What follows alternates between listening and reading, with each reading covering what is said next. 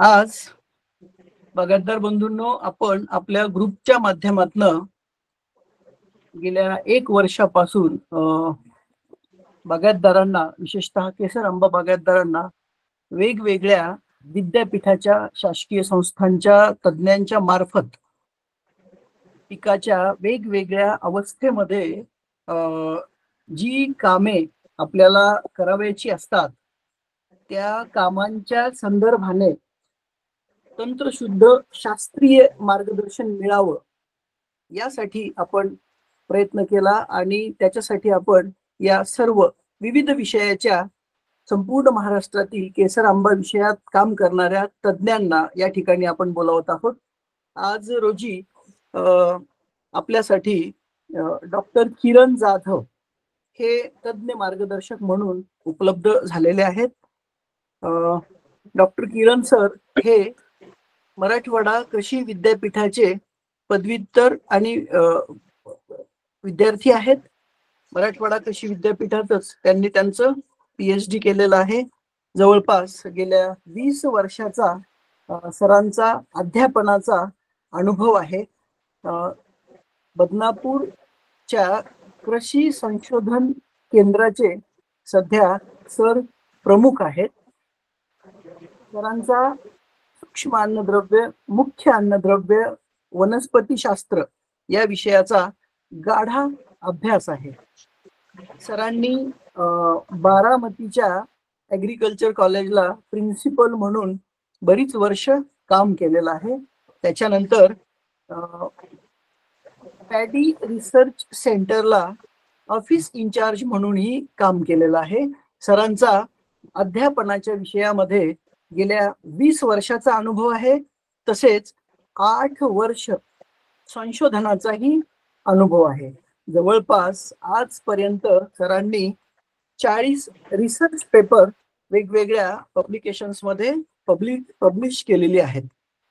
मला आनंद होईल की सर आणि आम्ही एकाच विद्यापीठाचे विद्यार्थी आहोत आणि सर मला 2 वर्षांनी ज्युनियर आहे, पण सर मला ज्ञानाच्या विषयामध्ये 20 पेक्षा अधिक वर्षानं सिनियर आहेत. आज असे आमचे मित्र, नातेवाईक आणि सहाध्यायी आपल्याला मार्गदर्शक म्हणून लाभलेले आहेत. सरांना मी विनंती करतो, सर आपण आपलं मार्गदर्शन चालू करा. नमस्कार. पाटील साहेबांचे सर्वप्रथमतः आभार. त्यांनी मला आपल्या सर्वांशी एक चांगला आपल्याला मान्सूनचं आगमन जे होत आहे त्या निमित्तानं आपल्या सर्वांशी संवाद साधता येतोय. तसं पाहिलं तर मी जो माझा विषय आहे तो जे काही आपली इतर धान्य असतात, धान्य पिके, जसं ऊस आहे, कडधान्य आहे, गळीत धान्य आहे, त्यामध्ये माझं मुख्यत्वे करून काम आहे. परंतु एक माझा जो विषय आहे ॲग्रोनॉमी तो न्यूट्रिएंट मॅनेजमेंटचा पण आहे, म्हणजे मित्र, स्फुरद, पालाश किंवा आपण ज्याला अन्नद्रव्य व्यवस्थापन म्हणतो. तर शेतकरी मित्र, मला वाटतं सर्वप्रथमतः विषयाला मी चालू करण्यापूर्वी मला वाटतं काही मला एक थोडीशी ओळख व्हावी म्हणून किंवा थोडंसं आपण एकमेकाला जाणून घ्यायच्या इच्छेनं मी काही 1-2 प्रश्न विचारेल. आपण ते आपला साऊंड चालू करून बोलू शकता. तर असे आपल्या ग्रुपमध्ये असे किती शेतकरी आहेत की जे ह्या वर्षी बागा लावलेल्या आहेत किंवा 2 वर्षाच्या आतल्या बागा आहेत, असे किती शेतकरी आहेत?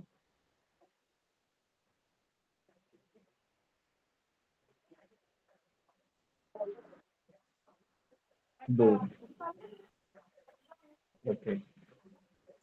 2 ते 3 सर आम्ही 2 वर्ष, 2.5 वर्ष झाले. ओके. 3-4 दिसत आहेत मला. बरं. आणि काही 2 वर्ष आहेत, काही 3 वर्षाचे आहेत. Okay okay okay. आणि 5 वर्षाच्या पुढच्या मग किती जणांच्या बागा आहेत साधारणतः, कोणी अंदाज काही? माझी आहे 24 वर्षाची माझी बाग आहे, 8.5 एकर आणि एक 6 वर्षाची 2 एकर आहे. मला वाटतं विषयाला चालू करायच्या अगोदर मी तुमचा अनुभव जाणून घेऊ इच्छितो. 4 वर्षाचे आहे सर. Okay okay. आपण टप्प्याटप्प्याने घेऊया. एक 10-15 वर्षापूर्वीची बाग त्यांच्या अनुभव आणि मग आपण नेमकं मला असं म्हणायचं की जसं कोणतंही आपण ज्यावेळेस क्लास घेतो, विचार करतो, अगोदर हा विषयाची गरज आहे का? हा विषय सर्वात महत्वाचा आहे. आज आपल्याला विषय ठेवलेला आहे की आंबा बागेतील खत व्यवस्थापन, बरोबर? तर मग त्याची काय गरज आहे? झाड तर मोठंच्या मोठं असतं, आपण तर जुनी झाडं बघतो, त्यांना कुठं खत देतो आपण? बऱ्याच जणांना असंही वाटतं की याची मुळं तर खूप खोलवर असतात, साधारणतः कमीत कमी 20-30-40 फूट असतात. मग आता का गरज पडते? असं एक मत असू शकतं.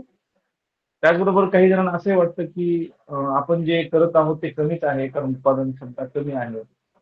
आपली जमीन चांगली आहे, आपला जो वाण आहे तो चांगला आहे, पण उत्पादन येत नाही.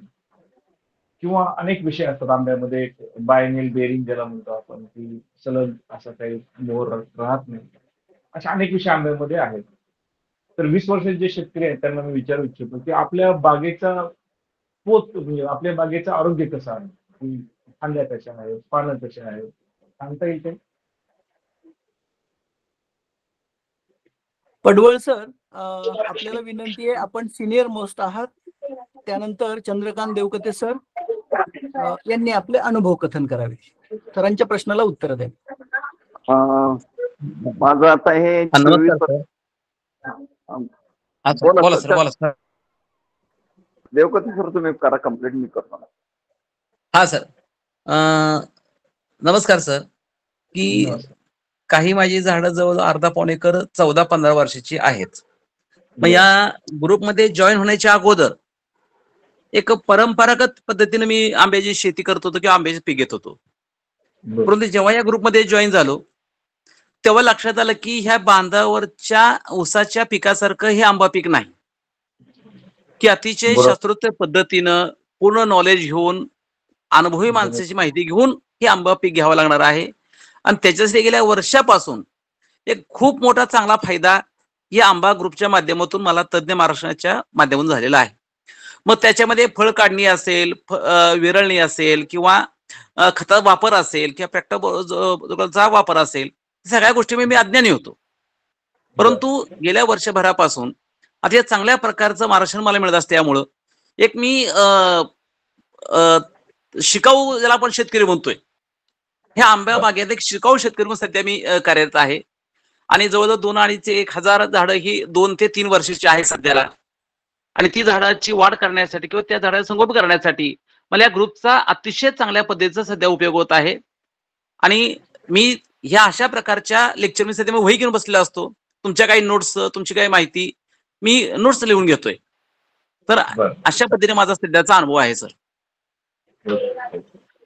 मी पडवळ, अनिल पडवळ. माझी परभणी जिल्ह्यामध्ये कातनेश्वर इथं 8.5 एकर आंब्याची बाग आहे. 350 झाड 33 बाय 33 वर लावलेली आहे. मी 2007 ला घेतली. 2010 पासून मी व्यवस्थापन करतो.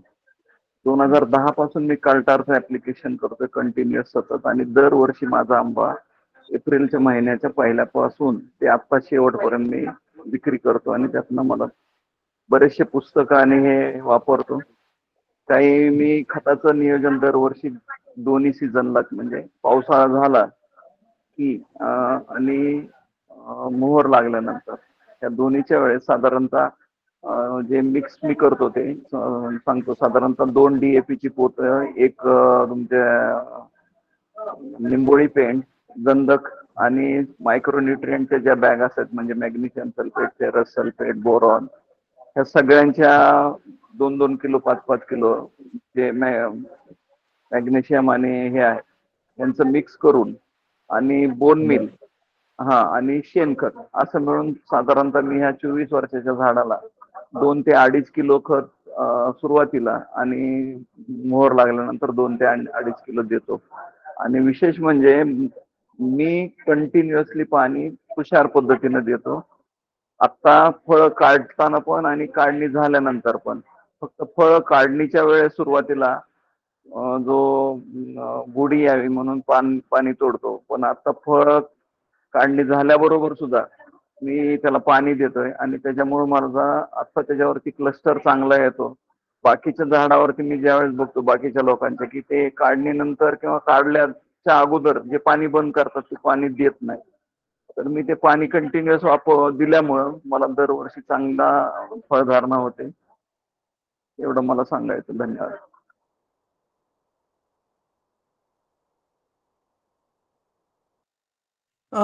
त्याच्यानंतर कृष्णाजी, आपण काही सांगू इच्छित असाल तर सांगा प्लीज.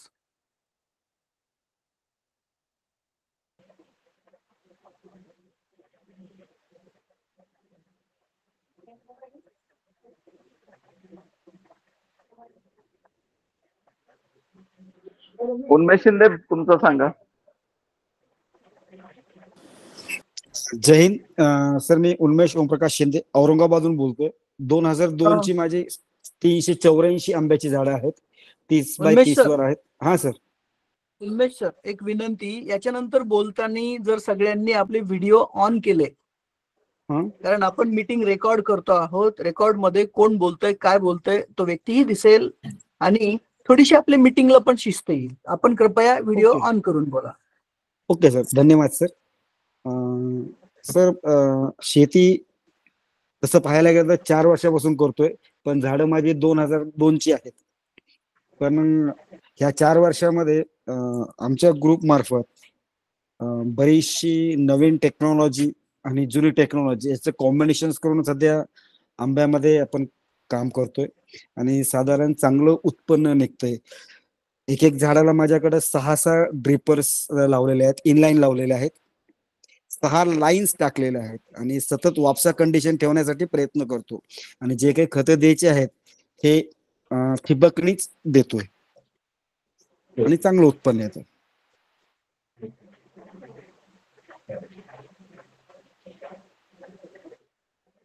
Okay sir. चालेल. धन्यवाद. मी याच्यासाठी जाणून घेतलं की साधारणतः आपण कोणतंही अन्नद्रव्य व्यवस्थापन करतोय त्याचे 2-3 गोष्टी महत्वाच्या असतात, विशेषतः फळबागांमध्ये. जसं आपली इतर धान्यामध्ये असतं की ते सीझनल असतात, त्यामुळे त्यांचं नियोजन वेगळं असतं आणि याच्यामध्ये आपल्याला किती वर्षाची बाग आहे, इथपासून ते त्याची उत्पादकता किती आहे, इथपर्यंत आपलं नियोजन बदलत जातं. हा एक मुद्दा. आणि दुसरा मुद्दा म्हणजे आपल्या झाडाची, ज्याला म्हणतो आरोग्य, मी त्याच्याविषयी मुद्दाम प्रश्न केला होता की आपल्याला फांद्या कशा वाटतात, आपली पानं कशी आहेत. मला वाटतं ह्यातला बराचसा ग्रुप हा अतिशय सुशिक्षित दिसतोय मला. तरी मी चालू करायच्या अगोदर आपलं जे काही संवाद आहे त्याच्या अगोदर असं सांगू इच्छितो की प्रत्येक नत्राची, स्फुरतची, पालाची काय गरज आहे, त्यांचा रोल काय आहे. म्हणजे एकदा आपल्याला त्यांचं कर्तव्य समजलं, त्यांचा रोल समजला, किंवा आपल्याला ते पुढे मी ज्यावेळेस काही डोसेस सांगेल थोडेफार, ते डोसेस मला वाटतं आपल्या प्रत्येकाला माहिती आहे, परंतु ते टाकताना त्याची काळजी आहे ती आपण घेऊ शकतो. जे पहिलं सगळ्यात महत्वाचं आहे ते नत्र, ते कोणत्याही पिकाला जवळपास कायम लागतं, कारण ते प्रकाश संश्लेषण करतं. याचा मुद्दा असा होतो की 12 महिने आपण नत्राचे डोस जरी दिले एखाद्या पिकाला, फळ पिकाला विशेषतः करून, तर ते निश्चितपणे फायद्याचे, परंतु आपलं उत्पादन चांगलं पाहिजे असतं. शुगर असलेलं आंबा हे पीक आहे, म्हणजे शुक्रोज किंवा कंटेंट जास्त आहे, त्यामुळे त्याचा नत्राचा डोस थोडा कमी करून पोटॅशचा डोस आपण जास्त देऊ शकतो. ड्रिप द्वारे बोलतोय मी, कारण दोघांचा रोल वेगळा आहे. पोटॅश जे आहे ते जे काही शुक्रोज प्रमाणात येतं आंब्यामध्ये, आपण म्हणजे गोडी येते, ऊसामध्ये पण गोडी येते, ती गोडी आणण्याचं जे प्रमाण आहे शुक्रोज कंटेंट, म्हणजे नॉर्मल कार्बोहायड्रेट पासून ते शुक्रोज बनण्याचा प्रवास, त्याच्यामध्ये पोटॅशचा रोल खूप महत्वाचा आहे. जसं तुम्ही उदाहरण तुम्ही केळीमध्ये पण पाहा, केळीची पण पोटॅशची गरज जास्त आहे आणि त्याचं नियोजन पण चांगलं करावं लागतं. जो दुसरा महत्वाचा घटक असतो स्फुरद असतो, म्हणजे एन, के आणि मध्ये फॉस्फरस असतो. तर स्फुरदचं जे काम खरं आहे ते मुळामध्ये आहे, ते थोडंफार प्रकाश संश्लेषणामध्ये पण काम करतं. आता हा झाला एक मुद्दा त्यांच्या आवश्यकतेचा, त्यांच्या आता त्यांची उपलब्धता कशी होते. मला वाटतं प्रत्येकाला माहित असतं, परंतु मी परत एकदा सांगेन की नत्र जर तुम्ही वर फेकून दिलं तर निश्चितपणे ते लागू पडत नाही. जर तुम्ही ते जास्त ड्रीप मधून दिलं, ड्रीप सतत चालू राहिली, तर काय होईल तुम्ही सांगेल. समजा आपण नत्र दिलं, आपली ड्रीप सतत ड्रीप आहे पण दररोज ड्रीप आहे, ओलावा कंटिन्यू आहे, काय होईल नत्राबद्दल. तर नत्र खाली पालवी फुटेल. नाही नाही, मी फक्त त्या अजून मी रोलकडे गेलो नाही झाडाकडे. आपल्याला हे कळायला पाहिजे की नत्र, स्फुरद, पालाश यांचं जमिनीतलं वागणं बोलणं कसं आहे. म्हणजे नत्र दिल्यानंतर त्याची लिचिंग म्हणतो आपण. लिचिंग म्हणजे काय, तो पाण्याबरोबर वाहून जातो. म्हणून नत्र देताना एक काळजी घ्यायची की तो त्या रूट झोन म्हणजे आपला जितका आंब्याचा रूट झोन आहे त्यामध्येच आपले दिलेले खत राहिले पाहिजे. म्हणजे नत्र व्यवस्थापन किंवा अन्नद्रव्य व्यवस्थापना ज्यावेळेस मी शब्द वापरतो त्यावेळेस अजून एक शब्द लागू पडतो, तो म्हणजे आपण हे खत झाडाच्या मुळांना देतोय. मग त्या मुळांच्या आसपास हे कसं राहील आणि त्यासाठी मग आपला अभ्यास थोडासा लागेल. जसं मी म्हणलं की नत्र वाहून जाईल, स्फुरद काय होईल की स्फुरद आपलं, जर तुम्ही पाण्याचा अपुरा पुरवठा केला तर स्फुरद काय होतं, आपल्याकडे जमिनीमध्ये पीएच जास्त आहे, तो फिक्स होऊन जाईल जमिनीमध्ये, तो मिळणार नाही. तुम्ही टाकलाय पण तो मिळणार नाही.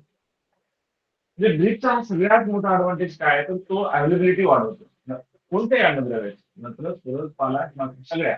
फक्त ड्रीपचा मला जो जाणवतो तो धोका असा आहे की लोकांना लक्षात येत नाही आणि त्यामुळे रूट झोनची सुद्धा आपण एकदा चाचपणी केली पाहिजे की आपण ड्रीप वापरतोय, पण ड्रीप वापरल्यामुळे आपलं असं तर होत नाही ना की रूट झोनच्या खाली आपले सगळे अन्नद्रव्य निघून जात आहेत. असं पण एक आपण थोडीशी काळजी घेऊ. हे NPK बद्दल झालं. गंधक हा एक चौथा आणि महत्वाचा घटक असतो मॅग्नेशियम बरोबर. याची आंब्यामध्ये एवढा काही जास्त रोल नसला तरी सल्फरचं हे मेन रोल परत प्युरिफिकेशन मध्ये येतं. आणि अजून एक पुढचे जे 2-3 महत्वाचे आहेत फ्लोरा वगैरेच्या दृष्टीकोनातून ते आहे मॉलिब्डेनम आणि बोरॉन. ह्या दोन मधली मला वाटतं की आंब्यामध्ये त्या तुलनेनं इतर मूलद्रव्यांच्या तुलनेनं महत्व जास्त आहे. कारण फुलगळ जास्त असते, फुलोऱ्याचं गळ जास्त असतो, मोहर गळ जास्त असतो. आणि ह्या पॉलिनेशनचं काम मध्ये जे काय आहे ते मॉलिब्डेनम आणि बोरॉन यांचा रोल खूप महत्वाचा आहे. तर एकंदरीत इव्हन बोरॉनचं जे आहे शुगर जे काही प्रमाण असतं त्याचं काही डिस्ट्रीब्युशन असतं याच्यामध्ये बोरॉनचा रोल खूप महत्वाचा आहे. तर परत येऊया आपण, म्हणजे आता हे झाले अन्नद्रव्य आणि ते वाहन म्हणजे आपल्या जे काही आपलं झाड आहे त्याच्यामध्ये नत्र फास्ट निघतं, त्याचे वहन पण चांगलं होतं झाडामध्ये. नंतर पोटॅशचं पण वहन खूप चांगलं होतं पाण्यामधून, तो सहज विद्राव्य स्वरूपात आहे. म्हणजे तुम्ही दिला आज उद्या पोटॅश तुमच्या पानापर्यंत पोहोचू शकतो. परंतु झिंक आहे, कॅल्शियम आहे, नंतर थोड्याफार प्रमाणात स्फुरद आहे. यांचं वाहन जे काही यांचा जो स्पीड आहे झाडामधून मिळण्याचा तो थोडा स्लो आहे. म्हणजे आपल्या डोक्यात एक लक्षात राहिलं पाहिजे आपल्या की जमिनीत आपण जर टाकतोय तर फॉस्फरसची सगळ्यात जास्त काळजी घ्यायची कारण तो फिक्स होतो. आणि झाडांना मिळण्याच्या बाबतीत झिंक, कॅल्शियम सारख्या अन्नद्रव्याची काळजी घ्यायची कारण ते तुम्हाला उशिरा दाखवत. समजा एखाद्या झाडाची तुम्हाला लक्षात आलं की जस्ताची कमतरता आहे, पांढरट पाना दिसत आहे, तुम्ही आता टाकलं ते पण लगेच इफेक्ट दिसणार नाही. त्याच्यामुळं तुम्हाला काही ठिकाणी माती परीक्षण करून जर तुम्ही घेतलं तर तुम्हाला जस्त किंवा फेरस यांची जी काही कमतरता आहे ती वेळीच शोधता येते. अन्यथा तुम्हाला पानं पांढरी दिसल्यावर तुम्ही झिंक सल्फेट टाकत असाल तोपर्यंत निश्चितपणे आपल्या बागेचं नुकसान झालेलं असतं. तर मी एकंदरीत ही थोडीशी पार्श्वभूमी सांगतोय नत्र, स्फुरद, पालाश आणि काही सूक्ष्म अन्नद्रव्ये. याचा अर्थ असा होतो की आपल्याला ह्या मूलभूत अन्नद्रव्याबरोबरच ही बाकीची काय आहेत जास्त लोह, बोरॉन आणि मॉलिब्डेनम यांच्याकडे आज थोडासा आपण प्रकाश टाकणार आहोत. तर सर्वप्रथम महत्वाचे अन्नद्रव्य आहेत आपले नत्र, स्फुरद, पालाश. पण मित्र अजून एक याच्यामध्ये बाब येते ती गंमत म्हणजे असते की असं काही नाही की मी एवढे सगळे टाकले पण ते उपलब्ध होतील. म्हणून दुसरा रोल येतो अन्नद्रव्य व्यवस्थापनामध्ये, तो म्हणजे जमिनीचा पोत किंवा जमिनीमधील कर्ब. कर्ब म्हणजे कार्बन. जर कार्बनचं प्रमाण कमी असेल तर काय होतं की हे जे काही आपण अन्नद्रव्य टाकतोय ते धरून ठेवायची जमिनीची क्षमता राहत नाही, पोत राहत नाही. मायक्रो ऑर्गॅनिझम राहत नाही. बऱ्याचदा असंही वाटतं मला की जशा जशा बागा पहिल्या काही 2-4 वर्षामध्ये हिरव्या टवटवीत दिसतात, तशा हळूहळू दिसत नाही. त्याची काय कारण असतील याचा आपण विचार करा. मला असं त्याचं कारण वाटतं की हळूहळू त्यामधलं मायक्रोबियल पॉप्युलेशन त्या जमिनीचं कमी होत जातं. कारण आपण त्या जमिनीची जी काही पोत आहे तो ठेवण्यासाठी योग्य असा शेणखत म्हणा, कार्बन म्हणा टाकत नाही. म्हणून जी बाग आपल्याला 4-5 वर्षाची जी चांगली दिसते तीच बाग, त्याची पानं, त्यांचा तजेलदारपणा तो जर कायम ठेवायचा असेल, पानं म्हणजे काय एक इंडिकेटर म्हणून म्हणतोय मी हे. तुम्ही त्याची फांदी जरी टेकली तर तुम्हाला त्या फांदीमध्ये पण सीएन रेशो दिसतो. तो सीएन रेशो सुद्धा आंब्यासारख्या पिकामध्ये खूप महत्वाचा आहे. कारण तो सीएन रेशो चुकला तर तुमचं फुलऱ्यावर परिणाम होतो. मला वाटतं हे तुम्हाला सर्वांना चांगलं माहित असेल. म्हणून माझं असं मत आहे की जमिनीचा पोत चांगला राहण्यासाठी आणि अन्नद्रव्य उपलब्ध होण्यासाठी सर्वात महत्वाचा घटक म्हणजे पहिला तो आहे शेणखत. तर आपल्या जमिनीत शेणखत दरवर्षी कसं जाईल किंवा शेणखत म्हणजे आपल्याला कार्बन पाहिजे, मग तुम्ही त्याला पर्याय म्हणून हिरवळीचं खत वापरू शकता. हिरवळीचं खत म्हणजे ढांचे आहे, बरू आहे. मला वाटतं मार्केटमध्ये ते बऱ्याचदा उपलब्ध होत नाही. तर प्रत्येक शेतकऱ्याने आपल्याकडे ते घ्यावं, काही पट्टा त्यातला ठेवावा बियाण्यासाठी आणि बाकीचं ते गाडून टाकावं. याचा मी आमच्या क्षेत्रातून उपयोग करून पाहिला. अतिशय सुंदर इफेक्ट होतो. बरेचसे रोग कमी होतात, जमिनीतील मूलद्रव्यांचं प्रमाण वाढतं आणि परिणामतः आपल्याला जी काही लागणारं बाहेरून आणणारं आपण खत आहे तो आपला आपोआप कमी होतो. तर माझं आजचं जर तुम्ही हा जर पॉईंट लक्षात ठेवला सगळ्यात महत्वाचा की हिरवळीचा खताचा वापर.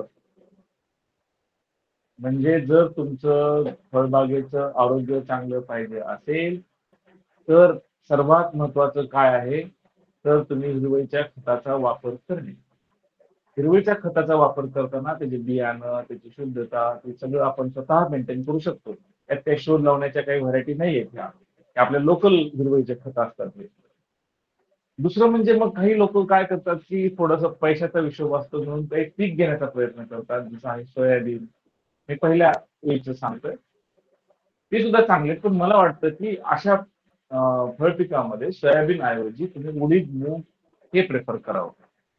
कारण त्यांचा पाला जास्त पडतो, त्यांच्यापासून मिळणारा खाद जास्त मिळतो. सोयाबीन पासून आपल्याला 2 पैसे मिळतील, पण आपली बाग ही 10-20 वर्षाची असते.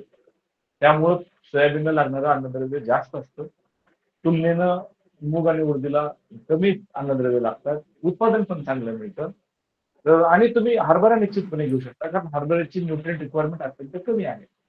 तर मला वाटतं की ज्या बागा 4 वर्षाच्या आतल्या आहेत त्यांनी मूग, उडीद नंतर हरभरा ही सिस्टम जर 3-4 वर्ष वापरली तर आपल्याला थोडा पैसा पण येईल आणि आपल्या जमिनीचा पोत पण चांगला राहील कारण पालापाचोळा खाली पडेल. म्हणजे मी सुरुवात कुठून करतोय? डायरेक्ट युरिया, सिंगल फॉस्फरस हे डोस लिहून घेतला टाकला असं नको. माझ्या शेतात मी माझ्या बागेची काळजी कशी घेऊ शकतो आणि बाहेरचं मी कधी कमी आणू शकतो. आम्ही त्याला इंग्लिशमध्ये म्हणतो ऑन फार्म फार्मिंग आणि ऑफ फार्म फार्मिंग. शब्द सोपा आहे. ऑन फार्म म्हणजे काय? शेतावरचीच शेती. म्हणजे आपल्याला लागणारा खत आपणच तयार करायचा. मग तो गांडूळ खत असेल, हिरवळीचं खत असेल, उडीद मुगासारखं क्रॉपिंग सिस्टम वापरणं असेल. म्हणजे तुमची जी काही रिक्वायरमेंट आहे ती तुम्ही जवळपास 10-20-30% पूर्ण करता असं केलं. बरोबर आहे. तर पहिली ह्या 2-3 गोष्टी जर तुम्ही स्वीकारल्या तर मी तुमचे जे काही पुढचे डोस सांगणार ते 10-20% कमी होणार आहे. तुमच्या जमिनीचा पोत वाढणार आहे, त्यातलं कर्बाचं प्रमाण वाढणार आहे, तुमचं जे काही जमिनीची जी कस आहे तो वाढणार आहे आणि परिणामतः तुमचं उत्पादन आणि त्याची क्वालिटी, गुणवत्ता हे दोन्ही उत्तम राहणार आहे. तर मी ज्या 2-3 गोष्टी सांगितल्या, पहिल्या म्हणजे काय, आपण आपल्या जमिनीचा कर्ब कसा चांगला ठेवायचा यासाठी ह्या 3-4 बाबी आपण महत्वाच्या आहेत. शेवटी पर्याय आहेच आहे, गांडूळ खत तुम्ही 3 ते 4 टन वापरा बाहेरचं आणून, किंवा आपल्या इथलं एक थोडासा मोठासा तिथे एक आपल्याकडे शेड असेल तर तुम्ही स्वतःचा गांडूळ खत तयार करू शकता किंवा कंपोस्ट तयार करू शकता.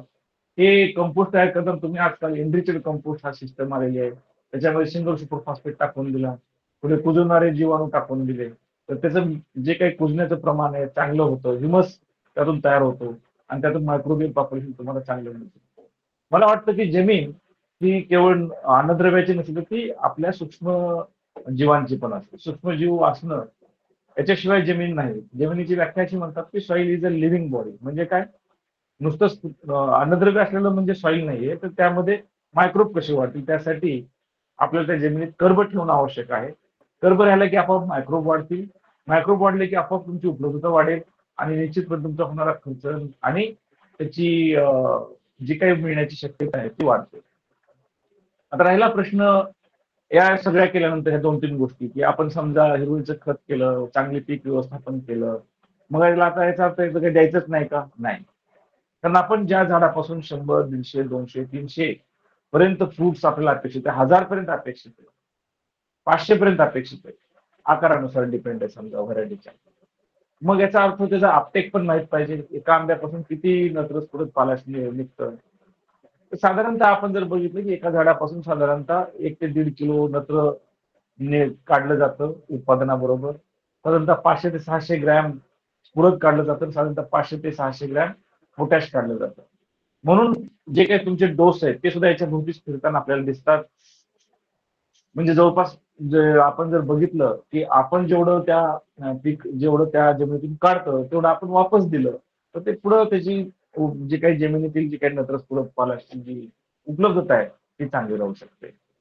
मला वाटतं की यानुसार आपण जर पहिलं जर हे नियोजन केलं, आपण हिरवळीचं खत घेतलं, जर हिरवळीचं खत नसेल आपण शेणखताची जोड देऊन आपण गांडूळ खत वापरलं, मग आपण टप्पा 2 वर यायचं ते म्हणजे रासायनिक खत. जितकं तुम्ही हे वापराल त्याप्रमाणे तुमचं नत्रस्फुरत पालाची गरज ही कमी कमी होत जाईल. उदाहरणार्थ आपण आपल्याकडील उपलब्ध असलेला सगळा हिरवळीचा खत वापरलं तर त्यातून साधारणतः आपल्या वरच्या लेअरमध्ये 50 ते 60 किलो नायट्रोजन आपण ऍड करतो. लक्षात राहील सगळ्यांच्या? किती राहिला? 50 ते 60. जवळपास पुरद हा 15 ते 20 किलो ऍड होतो. जवळपास पोटॅश हा 25 ते 30 किलो ऍड होतो. हेक्टरी सांगतो. म्हणजे साधारणतः याच्यानुसार जर तुम्ही हिरवळीचं खत घेतलं आणि त्याच्यावर तुम्ही 5 टन जर गांडूळ खत टाकला त्याप्रमाणे तुमचा हा डोस जवळपास 10 ते 20% कमी होतो. वाटलं त्याचं सूत्र पाहिजे तर आपण सूत्र तयार करू शकतो. परंतु असं केल्यास आपल्याला निश्चितपणे नुसता खर्च कमी होणार नाही तर आपली गुणवत्ता पण वाढेल. आता आपण येऊया डोस किती द्यायचा. तर डोस हा पहिल्या वर्षापासून जर आपण चालू केला तर साधारणतः 150 gram urea, 1 kilo single super phosphate आणि जवळपास 100 gram potash, muriate of potash हा आपल्या पहिल्या वर्षाच्या झाडाला लागतो. त्याच्यामुळे साधारणतः 100 ग्रॅम आपण वाढवत गेलो तर आपल्या 5-6व्या वर्षी जो डोस द्यायचा आहे चांगल्या झाडाला तो 1500 ग्रॅम नत्र एका झाडाला, जवळपास 500 ग्रॅम स्फुरद एका झाडाला आणि 500 ग्रॅम पोटॅश एका झाडाला आपल्याला द्यायचं. ज्यांच्याकडे ड्रीप आहे ते चांगले स्प्लिट करू शकतात. कारण आपल्याला हे आता उघड झालेलं आहे की जेवढं आपण स्प्लिट मध्ये देऊ, जसं मी सांगितलं की नत्र आणि पोटॅश तुम्ही पूर्ण स्प्लिट मध्ये द्या. स्फुरद नत्र थोडासा आपल्याला कमी करायचा, जसा मोहर लागेल तसं आपल्याला नत्र का कमी करायचं आहे, कारण त्याचं कन्व्हर्जन होणार नाही शुगरमध्ये. त्याचा पोटॅश थोडंसं आपण मोहराच्या अगोदरपर्यंत संपवतो किंवा थोडा आंबा वाढताना सुद्धा आपण पोटॅशचा एखादा डोस दिला तरी काही हरकत नाही. परंतु ड्रीपच्या माध्यमातून तुम्ही याची स्प्लिट करू शकता. 7, 8, 10, 15, 20 आपल्याला जसं शक्य तेवढं आपण जितके स्प्लिट करू तेवढा आपला फायदा होतो. एक आहे की आपल्याला त्याच्यावर जास्त लक्ष ठेवावं लागतं, किती कॅल्क्युलेशन ठेवावं लागतं. आणि जर आपण नॉर्मल जर असतील आपल्याकडे जर ही सिस्टम नसेल कोणती ड्रीपची तर आपण त्याचे 2 किंवा 3 समान हप्ते करायचे आणि जवळपास डिसेंबर पर्यंत मोहराच्या अगोदर ते कम्प्लीट करून, कारण त्याची उपलब्धता कमी होईल. ड्रीपचं कसं आहे, ड्रीपची उपलब्धता लगेच होते. जवळपास 3ऱ्या दिवशी तुमचा तो झाडांना उपलब्ध होईल, कारण तो पांढरी मुळ तयार झालेली असतात. आपण झाडांच्या मुळांच्या जवळ ड्रीप ठेवलेलं असतं, परिणामतः तिथंच मुळ तयार असतात आणि त्याची उपलब्धता लगेच होते. म्हणून ड्रीप मधून जेव्हा देतो आपण तेव्हा त्याची अवेलेबिलिटी पण फास्ट असते. फक्त ड्रीपच्या झाडांचं मला एकच वाटतं की थोडा ताणही दिला पाहिजे, कारण ज्यांचं ड्रीपवर ज्यांची झाडं आहेत ती थोडीशी आपण जसं म्हणतो की जेव्हा नॅचरल कॅलॅमिटी येते, जेव्हा दुष्काळाची परिस्थिती येते तेव्हा ते ताण सहन करू शकत नाही, त्यांचे मुळं वाढलेली नसतात. अशा वेळेस हे हिरवळीचं खत, आपलं असलेलं सेंद्रिय कर्बाचं प्रमाण हे खूप महत्वपूर्ण ठरेल. या दृष्टिकोनातून आपण ड्रीप सतत कंटिन्यू न ठेवता, जसा माल काढल्यानंतर थोडासा आपला ताण कसा राहील त्या बागेला आणि आपली मुळं डीप मध्ये कशी जातील, याचं पण थोडंसं आपण अन्नद्रव्याबरोबर ही सुद्धा बाब आपण लक्षात ठेवावी. राहिला मुद्दा आपला सूक्ष्म अन्नद्रव्यांचा. सूक्ष्म अन्नद्रव्यांची आपण तपासणी करावी जमिनीची.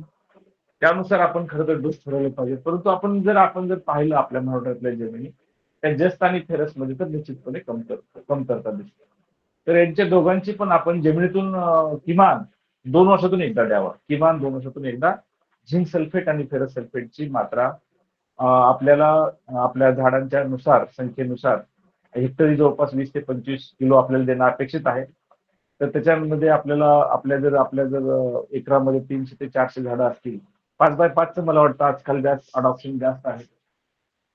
तर याच्या दृष्टीनुसार जर आपली झाडांची संख्यानुसार जर आपण जर कॅल्क्युलेशन केलं तर जवळपास ग्रॅम मध्येच येतं ते, एक 10 ते 15 ग्रॅम जरी आपण झिंक सल्फेट, फेरस सल्फेट टाकला तरी तो इनफ होतो. परंतु असं दिसतं की लोकांचा कल आजकाल फवारणीकडे पण खूप आहे.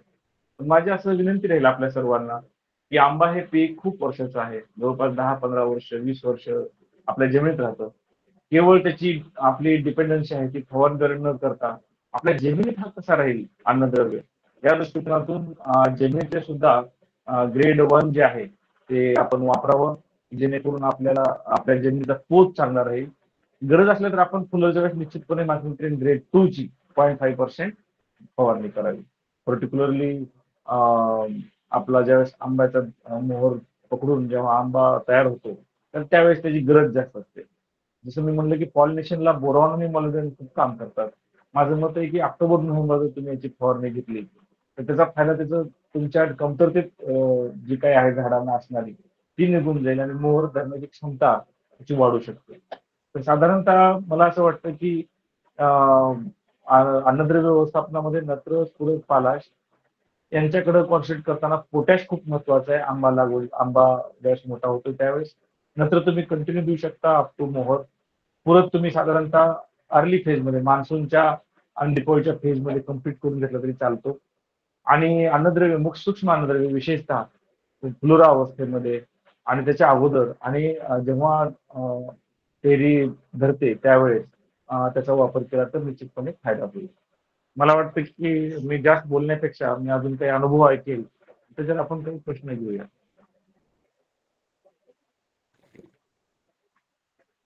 सर धन्यवाद. आपण खूपच लार्ज आणि स्मॉल, खूप मोठा विषय आणि खूप छोटा विषय एकत्रित करून संयमित पद्धतीने मांडण्याचा प्रयत्न केलेला आहे. सरांचा ॲग्रोनॉमीचा अतिशय गाढा अभ्यास आहे. फक्त हिरवळीच्या खतावरच जर बोलायचं झालं तर आकडेवारीमध्ये 8 तास सर सलग बोलू शकतील. सूक्ष्म अन्नद्रव्यावर बोलायचं झालं तर एका न्यूट्रिएंटवर त्याच्या अधिक कमी असण्याच्या प्रमाणावर आणि पिकाच्या अवस्थेनुसार त्याच्या गरजेवर सर तास आपल्याला बोलू शकतील. पण आज सरांना कुलगुरूंची मीटिंग होती. आज सरांना एक संशोधक म्हणून त्यांच्या बदनापूर संशोधन केंद्राने विशेष कार्य केल्याबद्दल पुरस्कार पण मिळालाय. त्याबद्दल आपण सर्वजण सरांचं अभिनंदन करूया. आणि सरांना खूपच शॉर्ट नोटीसवर मी बोलवलेलं आहे. पण बागायतदारांना या ठिकाणी मी एक गोष्ट लक्षात आणून देऊ इच्छितो की हे आपलं पहिलं वर्ष आहे. सरांच्या माध्यमातून किंवा सरांसारखे खूप मोठे चांगले तज्ज्ञ आपले जवळचे आहेत. या वर्षी आपण आपल्या ग्रुपचं जे काही तज्ज्ञांचं पॅनल आहे त्या पॅनलचं फक्त आपण या वर्षी आपल्या ग्रुपला इंट्रोडक्शन देत आहोत. म्हणजे भविष्यामध्ये ही तज्ज्ञ मंडळी कोणत्याही विषयावर अतिशय मॅक्रो आणि मायक्रो म्हणजे खूप विस्तृत प्रमाणावर आणि खूप सूक्ष्म प्रमाणावर जेव्हा आपल्याला अभ्यासाची आणि ज्ञानाची गरज पडेल त्याच्यासाठी या सर्व लोकांना आपण आपल्या तज्ञ आपल्या ग्रुपचे, आपल्या कंपनीचे तज्ञ संचालक म्हणून पॅनल आपण निश्चित करणार आहोत. तर त्या पॅनलची ओळख व्हावी, कारण ही सर्व आतापर्यंत आपल्याकडे आलेली तज्ञ शेतकरी पुत्र आहेत. जाधव सर सुद्धा शेतकरी पुत्र आहेत. आणि या आपण जी खास लोक बोलवतोय, ठराविक लोक बोलवतोय, त्यांना विशेष करून शेती आणि शेतकरी वर्ग या विषयामध्ये आत्मीयता आहे. सरांनी आज थोडं जास्तच आटोपतं घेतलं. वैयक्तिक मला तरी सरांकडनं थोडीशी अधिक अपेक्षा होती, पण न्यूट्रिशन सर बोला सर. नाही म्हणजे कशामुळे मी आटोपतं घेतलं मी काय सांगतो, वन साइड क्लास मला आवडत नाही. येस सुरुवातीला येस इंट्रॅक्शन घेतलं. आता ह्या जे मी काही सांगितले त्याच्यावरती जर काही प्रश्न असतील तर ते निश्चितपणे आपण घेऊ शकतो. काय होतं की आपण जसं म्हणतो स्प्लिट कशी द्यावे, मग त्यांनी वही पेन घेऊन जर बसले की समजा आपल्याला हा कसा डोस काढता आला पाहिजे त्याच्यावर आपण देऊ शकतो. परंतु मला असं वाटतं की त्यांची जर त्याच्यावर स्पेसिफिक प्रश्न असतील, कारण काय होतं की विषयी विशेष करून प्रत्येक झाडाचं मुलासारखं असतं. जे प्रत्येक झाड आपले 500-600 झाड आहे, त्यामुळे प्रत्येक झाडाचं जीवन वेगळं. जसं आपल्याला 2 मुलं आहेत, परंतु एका मुलाचा मॅथ चांगला असतो, दुसऱ्या मुलाचं इंग्लिश चांगलं असतं. तर मला असं म्हणायचं की अशा वेळेस आपण काय केलं पाहिजे, की आपल्या झाडांची सगळी टक्कर मारली पाहिजे.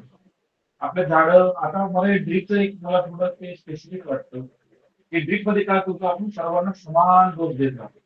तरी पण मग आपल्याला काही भागामध्ये झाड गेलेलं दिसतं किंवा एखाद्या भागातलं झाड चांगलं दिसत नाही.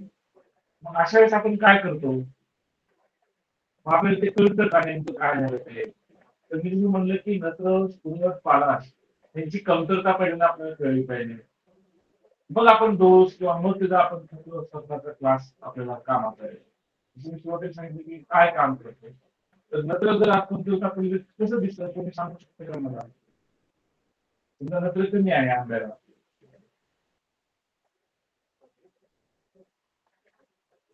सर मी फक्त आपली ओळख करून देत होतो, आपल्याबद्दल माहिती सांगत होतो. आपण जेवढं ज्ञान दिलं खरोखरच आम्ही त्याच्यामध्ये समाधानी आहोत, कारण की आपण कितीही सूक्ष्म ज्ञान देणार असाल तर ते ग्रहण करण्याच्या दृष्टिकोनातून आणि त्याच्या उपयोगितेच्या दृष्टिकोनातून आम्ही अद्याप सक्षम आहोत की नाही हाही मला प्रश्न आहे.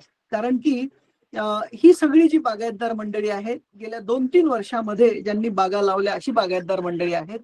अजून आंब्याच्या बाबतीतलं ज्ञान किंवा आंब्याच्या बाबतीतल्या कल्चरल प्रॅक्टिसेस एका ठराविक मर्यादेपेक्षा सूक्ष्म पातळीवर गेलेल्या नाहीयेत.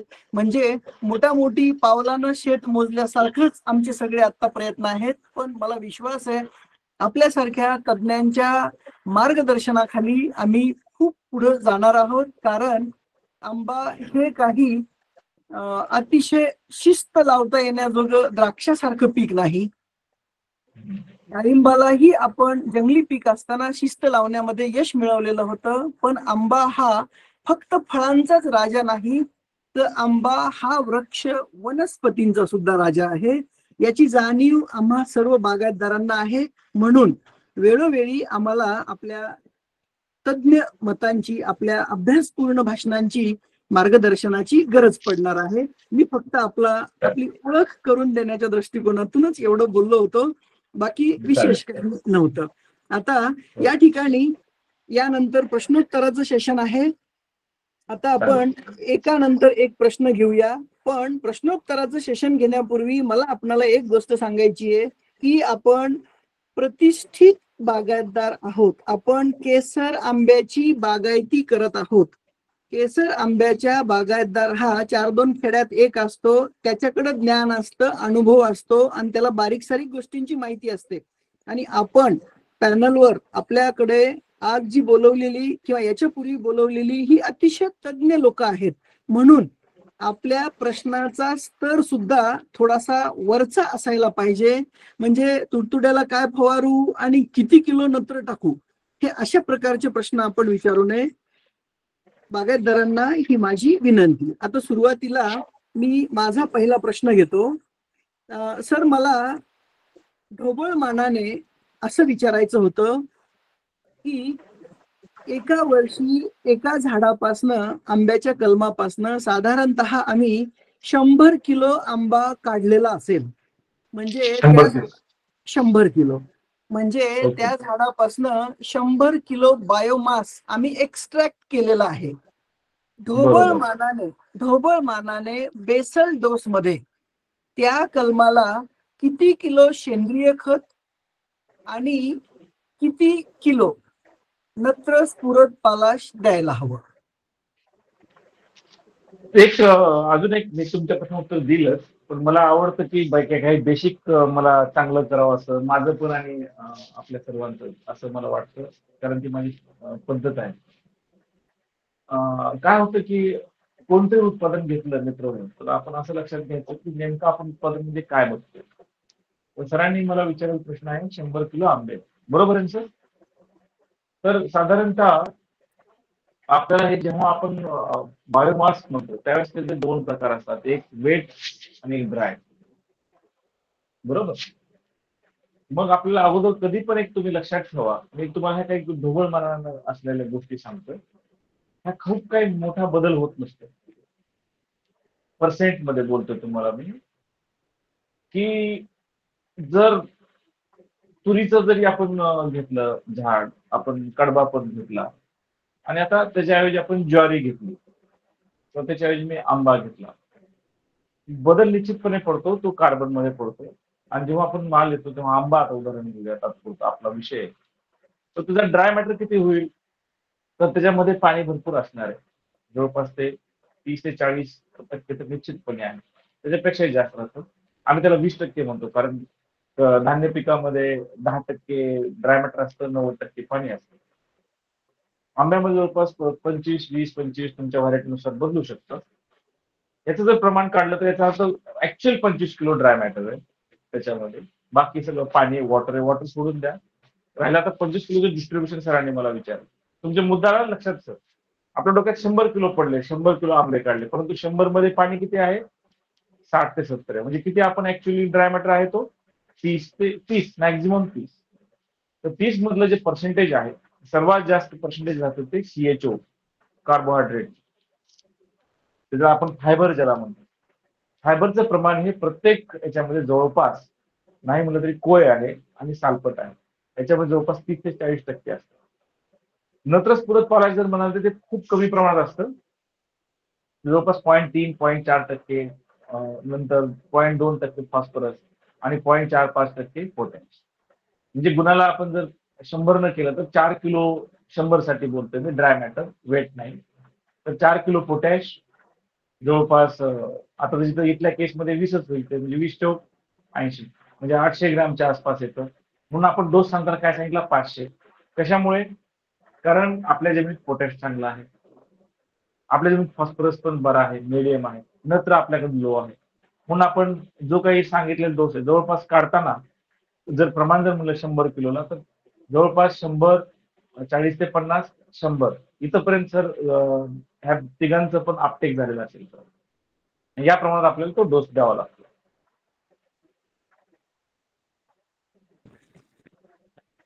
धन्यवाद सर. आता मी आपल्या ग्रुपवरील बागायतदारांना विनंती करतो की ज्यांनी आधीचेच हात वर केलेले होते त्यांनी हात खाली करा, आणि आता ज्यांना नवीन प्रश्न विचारायचे आहेत त्यांनी हात वरती करा. तर यावेळी आपल्या समोर पहिला हात वरती केलेला आहे अनिल पडवळ सर. अनिल पडवळ सर हे 25 वर्षापासून आंब्याची बागायती करत आहेत. हो आमच्या हो ह्या हो. ग्रुपचं एकत्रीकरण करण्यामध्ये, ग्रुप स्थापन करण्यामध्ये, फार्मर प्रोड्युसर कंपनी बनवण्यामध्ये सरांचा सिंहाचा वाटा आणि छान आहे. म्हणजे पुढाकार आहे. तर आमच्या बऱ्यापैकी बागायतदारांना वेळी अवेळी अडीअडचणीला मार्गदर्शन करण्यासाठी पडवळ सर उपलब्ध असतात. सर, आपला प्रश्न आपण विचारा कृपया. हा, नमस्कार सर. आपलं खूप छान मार्गदर्शन झालं. माझा 2 प्रश्न आहेत की आपल्या महाराष्ट्रामध्ये कोकण वगळता जो उर्वरित महाराष्ट्र आहे त्यामध्ये आपल्याकडे पोटॅशचं प्रमाण जमिनीमध्ये भरपूर आहे आणि medium to high. Ferrous sulphate जे आहे ते अत्यल्प आहे. अत्यल्प.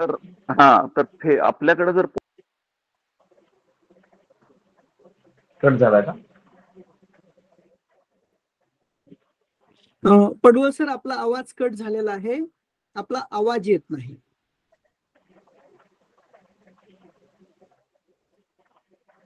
सरांचा संपर्क कट झालेला आहे बहुतेक.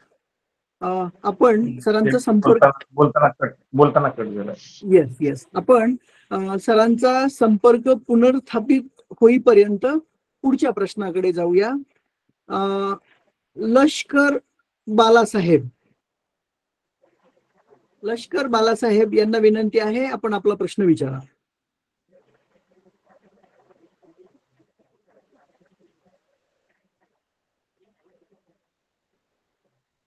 हॅलो. बोला बोला. हा, तर ते माझा जो अर्धवट राहिलेला प्रश्न जो होता की आपल्याकडे जर पोटॅशचं प्रमाण भरपूर आहे तर मग आपण पोटॅश टाकायचा का फक्त पोटॅश सोल्युबल बॅक्टेरिया टाकले तरी काम भागू शकतं? आणि दुसरं, फेरस सल्फेट आपल्याकडे खूप कमी आहे, तर ते फेरस सल्फेट साठी आपण काय उपाययोजना करावी, म्हणजे कोकण सोडून बाकीच्या महाराष्ट्रातली ही परिस्थिती आहे. तर मी सुरुवातच त्याच्यापासून केली, कारण काय होतं की आजकाल शेतकऱ्यांना खत मात्रा सरांनी जसं म्हणतो सांगण्याची जास्त गरज नाही राहिली. प्रश्न काय आहे की त्याला बेसिक गोष्टी कळायला पाहिजेत की माझी जमीन कशी आहे. तुमचा जो पहिला प्रश्न आहे त्यामध्ये 2 थेरी असतात खत देण्यामध्ये. एक असते, सरांनी जो प्रश्न विचारला मला ती, की मी 100 किलो आंबे काढले, मग त्यांनी किती याच्यातून काढलं तेवढं मी देणार, बरोबर आहे, इरिस्पेक्टिव्ह ऑफ सॉइल.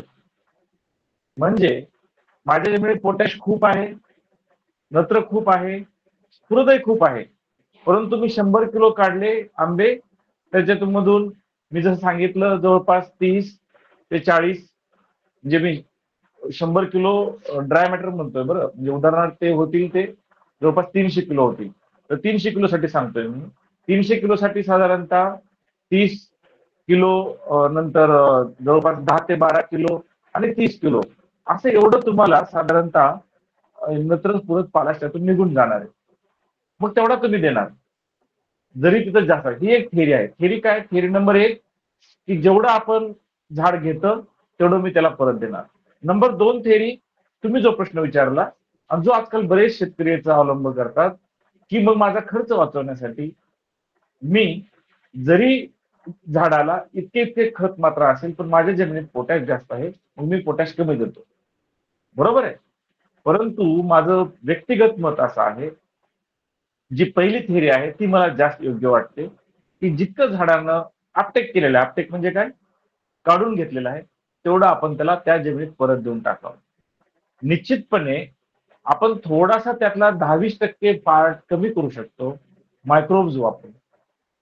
परंतु जर तुम्ही 7-8-10 वर्ष असे मायक्रोब्स वापरले, मायक्रोब्स काय स्वतः निर्मित तर करत नाहीत, ते असलेला पोटॅश उपलब्ध करून देतील. म्हणजे आपलं जे काही रिच पोटॅश सॉइल आहे ती हळूहळू डिप्लीट होत जाईल, जसं आज आपली नायट्रोजन मध्ये डिप्लीट झालेली आहे. बर, मग याच्यामध्ये आपण हिरवळीचं खत किंवा काही रिसायकलिंग करतोय का पोटॅशची ते बघितलं पाहिजे, किंवा आपण फॉस्फरसची काही रिसायकलिंग करतोय का ते बघितलं पाहिजे. आपण रिसायकलिंग करणार नाही आणि आपण केवळ मायक्रोज वापरणार आणि असलेलं वापरणार तर काही 5 वर्षानं 10 वर्षानं असलेलं स्फुरद आणि असलेलं पालाश कमी होऊन जाईल. त्याच्यामुळे ही जी काही नवीन थेरी येत चाललेली आहे, झिरो बजेट वगैरे वगैरे, ही काही खूप शाश्वत नाहीये. हा, ही शाश्वत कधी होऊ शकते, जर तुम्ही त्याला जोड हिरवळीचे खतं, लिग्निन किंवा रिसायकलिंग ऑफ ऑर्गॅनिक मॅटर, म्हणजे बाहेरचा काडी कचरा आणणे, आपल्या जमिनीत टाकणे, मायक्रोब्स टाकणे, मग तुमची पोटॅशची गरज पूर्ण होईल. तर माझं असं उत्तर राहील की जरी तुमची पोटॅश मध्ये जमीन चांगली असली तरी लागणारी, तुमच्या उत्पादकतेनुसार लागणारी मात्रा चांगली ठेवा, योग्य ठेवा, अति ठेवू नका. निश्चितपणे त्यामध्ये तुम्ही 10% ते 15% मायक्रोब वापरून नियंत्रणात आणू शकता वापर. जर पोटॅशची किंमत तुम्हाला वाटली खूप वाढते तर आपण 15% डोस कमी करायचा, मायक्रोज वापरायचे. परंतु आपली जमीन खूप पोटॅशमध्ये चांगली आहे, रिस्पॉन्स देत नाही, मला वाटतं की आपण पोटॅश वापरणं थांबवावं असं वाटत नाही. त्याचं अजून एक कारण आहे शास्त्रीय, नत्र आणि पोटॅशचं जे प्रमाण आहे आपटेकचं ते एकाच एक आहे. म्हणजे एक म्हणजे उदाहरणार्थ जर आपण जर एखाद्या झाडाला नत्र 1 लागला तर तो पोटॅश पण 1च मागतो. समजा आपल्या जमिनीत पोटॅश नाही मिळाला तर नत्राचा परिणाम होत नाही. पॉईंट लक्षात आला? हो हे पण एक सूत्र आहे. 2:1:1 असं प्रमाण म्हणतात त्याला. म्हणजे जितकं 2 जर नत्र घेतले तर त्याला हे 2 घटक लागतात आणि आता आपण नत्रच जर नुसतं दिलं तर आपल्याला इफेक्ट दिसणार नाही न्यूट्रिएंटचा. असे काही सूत्र असल्यामुळे मला असं वाटतं की आपण बॅलन्स न्यूट्रिशनसाठी आपण लागणारी खत मात्रा द्यावी. फेरस सल्फेटसाठी फेरस सल्फेट निश्चितपणे द्यावं. आपल्या इथं पीएच जास्त, मी तो मुद्दा थोडासा फास्ट कव्हर केला आज पण. आणि इव्हन झिंक सल्फेट पण तुम्ही जरी तो विचारला नसेल तर दोन्ही पण झिंक आणि फेरसमध्ये आपल्या जमिनीमध्ये कमतरता आहे आणि फळपिकामध्ये तर त्याची वाट बिलकुल बघू नये, कारण त्याचे इफेक्ट खूप लॉंग टर्म मध्ये दिसतात. त्यामुळे आपण ब्लँकेट ऍप्लिकेशन मी म्हणलं तसं फॉलियर द्या, ग्रेड 1 ग्रेड 2 तुमचा विषय, परंतु सॉइल मधून देणं आपलं कर्तव्य आहे, कारण आपण त्याच्यापासून खूप चांगलं उत्पादन घेतो. त्याच्यामुळे झिंक सल्फेट आणि फेरस सल्फेट आपण जमिनीतून दिलाच पाहिजे. त्याला तुम्ही माध्यम कोणतंही वापरा, पण मला वाटतं की फेरस सल्फेट झिंक सल्फेट आजकाल बाजारात उपलब्ध आहेत दोन्ही पण, आणि ते तुम्ही वापरू शकता. धन्यवाद सर. आगतदार बंधूंच्या लक्षात आला असेल, सरांच्या बोलण्यातला पहिला मुद्दा सार.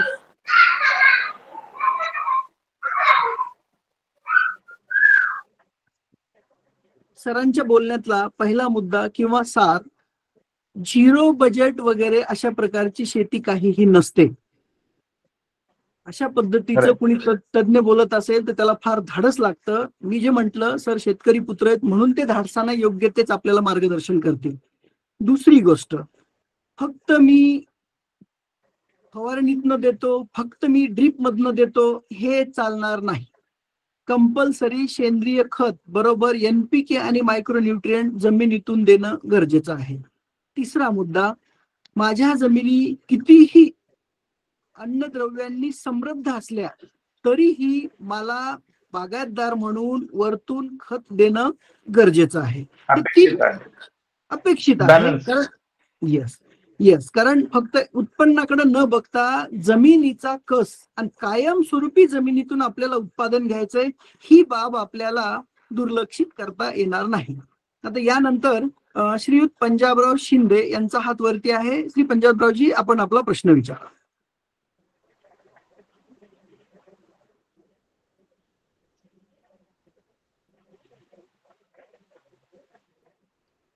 आवाज येत नाही तुमचा.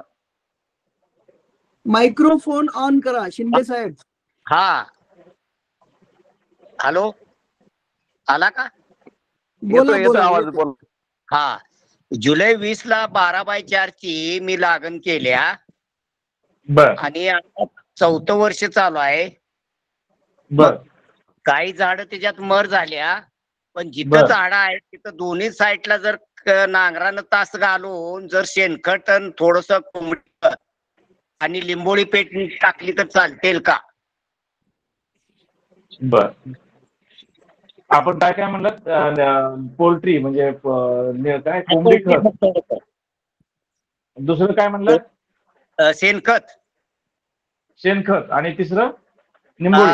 लिंबोळी पेंट थोडीशी, म्हणजे कारण वाळवीचा त्रास जास्त आहे माझ्या प्लॉट मध्ये. चला, छान, मला आवडला हा प्रश्न.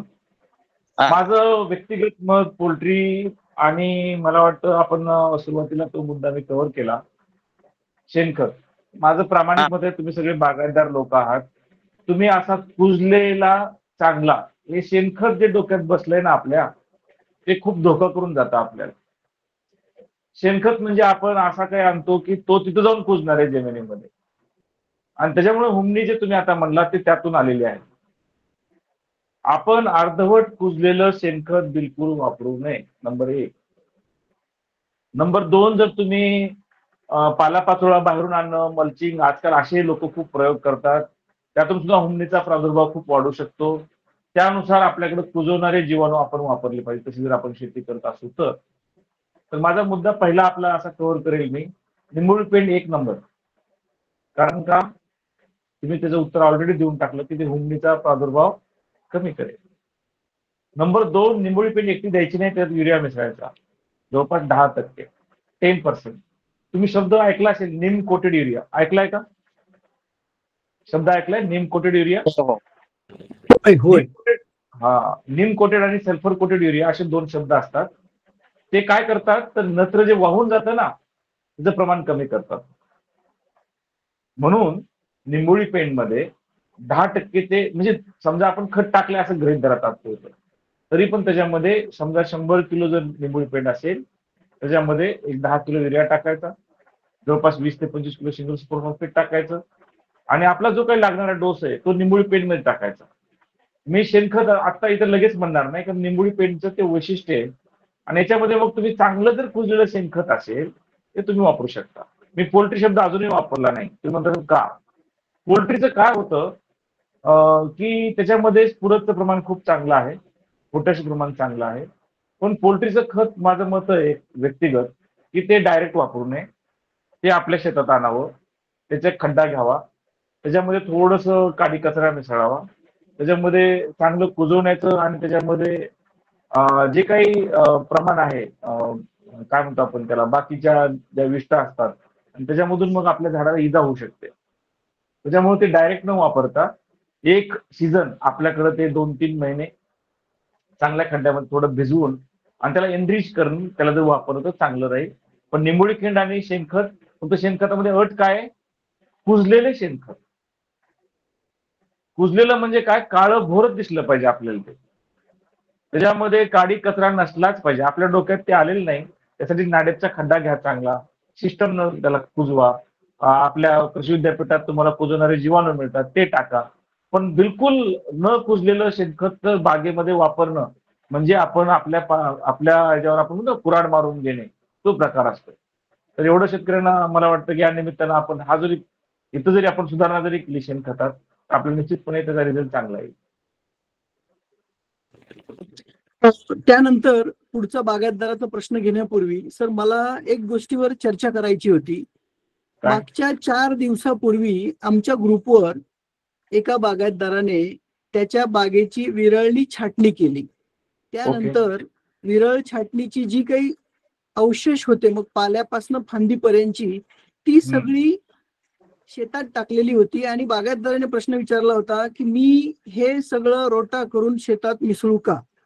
तर मी त्यांना त्या बागायतदारांना एका शब्दात फक्त नाही म्हणून उत्तर दिलं. पण त्यानंतर ग्रुपवर 20 वेगवेगळ्या बागायतदारांनी स्वतःची मतं मांडली आणि त्यांनी बागायतदारांना समजावून सांगितलं की हा पाचोळा कुट्टी करून, बारीक करून, माती ऍड करून, रोटा करून जमिनीत मिसळवणं कसं गरजेचं आहे, कसं फायद्याचं आहे.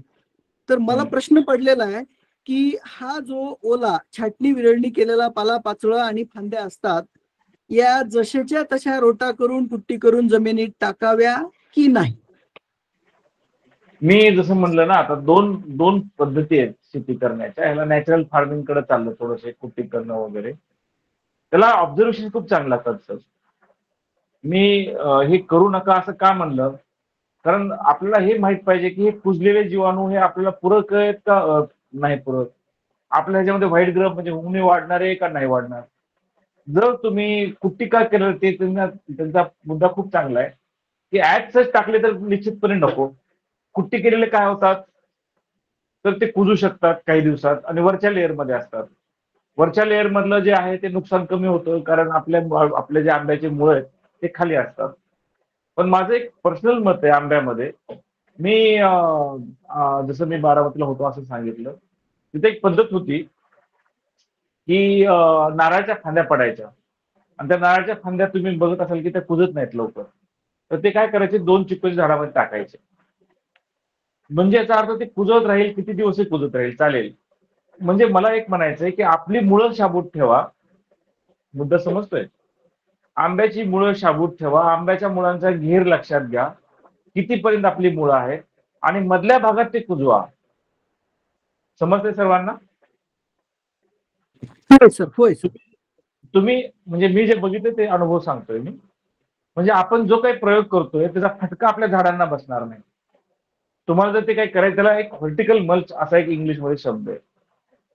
व्हर्टिकल मल्च म्हणजे काय ते मला ऍक्च्युली तुम्ही जर केव्हीके आपल्या औरंगाबादला कधी भेट दिली संभाजीनगरला इथल्या तिथं 20 वर्षापूर्वी व्हर्टिकल मल्चिंग केलेली आहे. व्हर्टिकल मल्च म्हणजे जवळपास 4 ते 5 फूट खोल घ्यायचा खड्डा आणि 2 ते 3 फूट रुंद. त्याच्यामध्ये तुम्ही जे म्हणताय ते असे सगळे अवशेष टाकायचे आतमध्ये आणि ते भरत भरत भरत भरत जायचं वरच्यावर. तर असं पण तुम्ही करू शकता, पण मला असं वाटतं की असं ओबड-धोबड वरती टाकण्यापेक्षा त्याला सेक्शन मध्ये टाका तुम्ही. सेक्शन म्हणजे काय? एक चांगली चर काढा आपल्या जमिनीत, आपल्या 2 आंब्याच्या झाडामध्ये एक नांगराच्या सहाय्यानं निघणार नाही, मोठी होणार नाही. पण जितकी तुम्हाला चांगली चर काढता येईल तेवढी काढा आणि मग त्याच्यामध्ये तुम्ही असे टाका. ज्यावेळेस पाऊस थांबेल, पाऊस पडेल त्यावेळेस तो त्यामध्ये थांबेल आणि त्याची पाण्याची उपलब्धता चांगली राहील आणि जमिनीचं आरोग्य चांगलं राहील. तुम्ही ओव्हरऑल जमिनीवर जर टाकला तो एक मल्च म्हणून काम करेल, पण तो कुजणार नाही व्यवस्थित. तुम्ही जितका तो जमिनीच्या आतमध्ये टाकाल तेवढा तो चांगला कुजेल, त्याचा कार्बन होईल आणि त्याचा फायदा होईल.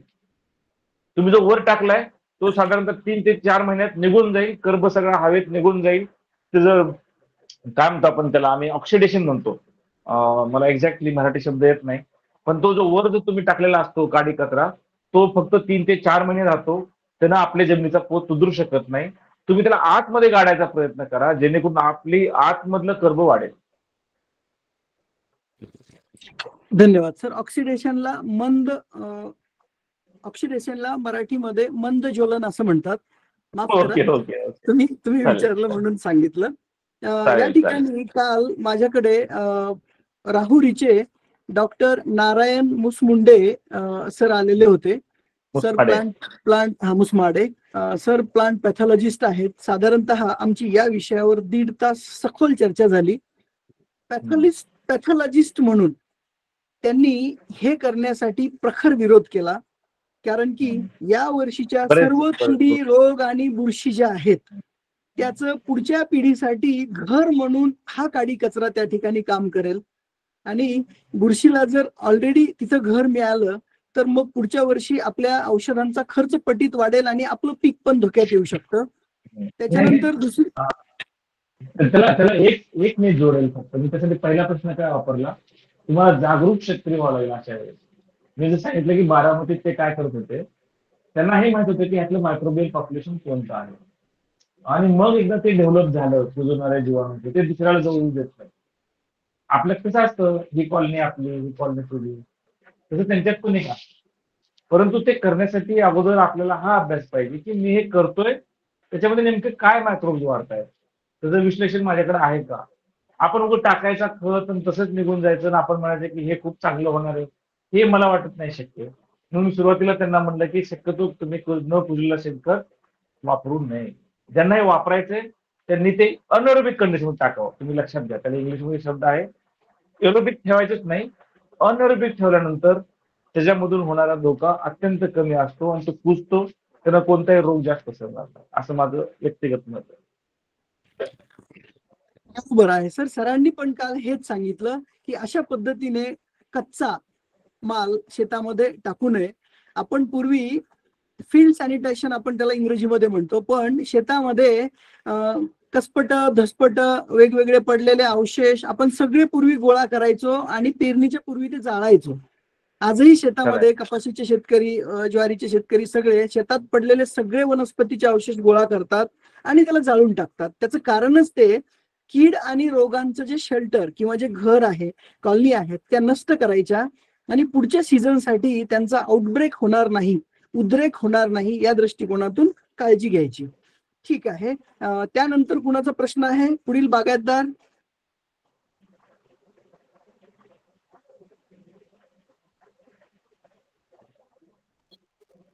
हॅलो, बोला हा बोला. हा. हा सर.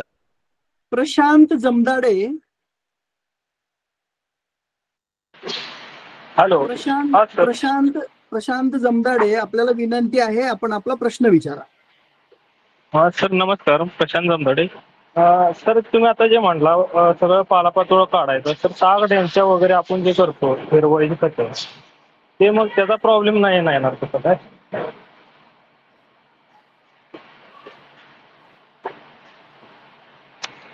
सर आपला माईक म्यूट आहे, अनम्यूट करा प्लीज.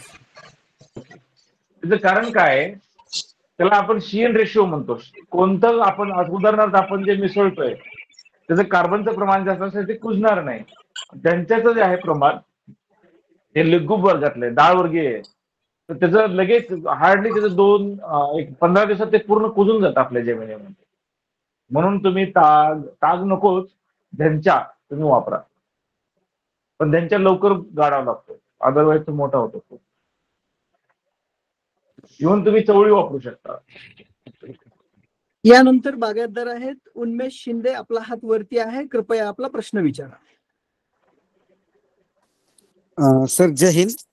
मी ह्या वर्षी सिटी कंपोस्ट 10-26-26 वापरलेलं आहे, पण ते झाडाला लागू होतं हे खत आम्हाला कधीच कळालं नाही की 15 दिवसांनी लागू होतो का 40 दिवसांनी लागू होतो का 65 दिवसांनी लागू होतो, आणि त्याच्यानंतर कल्टर टाकायचं का नाही टाकायचं हे फार कन्फ्यूज असतं सर. खत टाकायल्यानंतर किती दिवसांनी कल्टर द्यायचं? माझा कल्टरचा अनुभव कमी आहे, परंतु मी नत्र आणि स्फुरद पाराबद्दल तुम्हाला जसं म्हणलं, खतावर डिपेंड नसतं की आपल्या डोक्यात असं काही बसलंय की ते वाळूसारखं खत असतं ते उपलब्ध होत नाही वगैरे वगैरे. सगळ्यात महत्त्वाचं मी सांगितलं की युरिया किंवा नत्र असेल तर तो लगेच उपलब्ध होईल. प्रश्न कुठे येतो? कॉम्प्लेक्स फर्टिलायझर्स मध्ये 10-26-26, कारण ते एकटं जात नाही, ते सगळ्या बरोबर जातं, त्याला कॉम्प्लेक्स म्हणतात. तर त्याच्यामध्ये काय होतं, डीएपी पण कॉम्प्लेक्स आहे, म्हणजे नत्र आणि स्फुरद एकदाच जाईल, त्यावेळेस त्याची नत्राची पण वहन कमी होईल डीएपी मध्ये. तर माझं असं मत आहे, ज्यावेळेस तुम्ही अशी खतं वापरता त्यावेळेस युरियाचा जरा थोडा डोस द्यायचा त्याला. लक्षात आलं तुमच्या? Okay sir. Yes sir. म्हणजे त्याचं वहन जरा फास्ट होईल. उदाहरणार्थ एखाद्याला धरून आपण कसं घेऊन जातो तसा प्रकार होईल हो, थोडासा. अगदी बरोबर. अजून एक त्याला अगदी करता येईल येस. उपलब्ध वाढ. मी तुम्हाला जो पहिला मुद्दा सांगितला, मला वाटतं एका शेतकऱ्याने विचारला, निंबोळी पेंड. मी त्यांना आवर्जून हे सगळं सांगितलं की आदल्या दिवशी निंबोळी पेंड मध्ये हे सगळं मिसळा. त्याचं कारणच असं अच्छा. की ही जी खतं असतात ही एक दिवस जर मुरवली आपल्या कार्बन आता गांडूळ खतात ती चांगली मुरणार नाही, निंबोळी पेंडमध्ये ताकद जास्त आहे. त्याचा फायदा तुम्हाला निश्चितपणे दिसेल की माझं असं मत आहे की तुम्ही डायरेक्ट खतं टाकण्यापेक्षा ते निंबोळी पेंड किंवा तुमच्याकडे कोणताही शेणखत याच्यामध्ये मिसळून द्या आणि मग तुम्ही आम्हाला रिपोर्ट करा की याचा काय फायदा झाला. तुम्हीच आम्हाला म्हणाल की सर ड्रीप पेक्षा यांचे रिझल्ट चांगले आहेत. ड्रीप मधून काय द्यायचं, आपल्याला सलाईन सारखं द्यायचंय, फास्ट पाहिजे आहे तेव्हा द्यायचंय, आणि आपल्याला बेसल डोस आहे तो आपल्याला जमिनीतून पूर्ण करायचा आहे. Okay sir. Thank you sir. Thank you very much. धन्यवाद सर. बागायतदारांचे अजून कोणाचे काही प्रश्न आहेत? आता हात वरती दिसत नाहीये. दादा दत्तात्रय सूळ, आपणास विनंती आहे, आपला प्रश्न विचारा. हा, नमस्कार सर. नमस्कार. माझा प्रश्न असा होता की आपण खत जी देणार रासायनिक खताचा डोस, तो डोस आपण रिंग पद्धतीने जमिनीत बुजवून द्यायचा का कसं सर? तुम्ही जर ड्रिप केला असेल तर त्या ड्रिपरच्या आसपासच द्यावं लागेल, कारण काय होतं की ते मुळं वाढलेली असतात. ड्रिपचा हा तोटा आहे. परंतु मी जसं सांगितलं, जसं आपण एखाद्याला ट्रेनिंग करतो म्हणजे प्रशिक्षण देतो, तसं त्या मुळाला वाढवण्यासाठी त्याला जरा चौफेर खत द्यावा, म्हणजे ते चौफेर झाड वाढेल. ड्रिप मध्ये धोका काय आहे की आपल्या त्या 4 ड्रिपरच्या बाजूला सगळी मुळं गोळा होतील. म्हणून आपलं हे टाळण्यासाठी परत एक 5-10 वर्षांनी तिथलं तिचं वेटोळ केल्यासारखं तिथंच त्याचे झाडाची मुळं अशी गोल गोल गोल गोल फिरतात, तर त्यांना तिथंच खायला मिळतं, तिथंच पाणी मिळतं. हे टाळण्यासाठी आपण काय करायचंय की आपल्या पूर्ण झाडाच्या चौफेर घेर वाढवत आपला जसा आकारमान वाढेल त्या झाडाचं, तसंच घेर थोडासा वाढवत पहिल्याच वर्षी जवळ एक अर्धा फूट, दुसऱ्या वर्षी 1 फूट, दुसऱ्या वर्षी अजून 1.5 फूट, साधारणतः 2 ते 2.5 फुटापर्यंत 3 फुटापर्यंत आपण असा खत नंतर वाढवून द्यावा. शक्यतो हे करताना त्याची मुळं कुठं आहे त्याचा अंदाज घ्यायला पाहिजे, आपण कोणत्या भागात जास्त वाढलेले आहे. म्हणून मी एक थोडक्यात सांगितलं एक एक्सपिरियन्स म्हणून की मुळं वाढण्यासाठी मधल्या भागात 2 झाडांच्या मधल्या भागात चर करा. समजा आता 5x5 मध्ये हे चान्स खूप कमी आहे, पण ज्यांचं अंतर थोडं जास्त आहे, 8 फूट 8 पर्यंत पण काही लोक जातात. मधल्या भागात चर करायचा, खड्डा घ्यायचा मोठा, त्याच्यामध्ये व्हर्टिकल मल्च म्हणजे काय, त्यामध्ये काडी कचरा टाकून त्याला भुजवायचं, म्हणजे तुम्हाला ह्या भागामध्ये मुळं वाढण्याचे चान्सेस आहेत, आणि मग त्या भागाकडे तुम्ही खत टाकू शकता. त्यानंतर शुभम लबडे, आपला हात वरती आहे, कृपया आपला प्रश्न विचारा.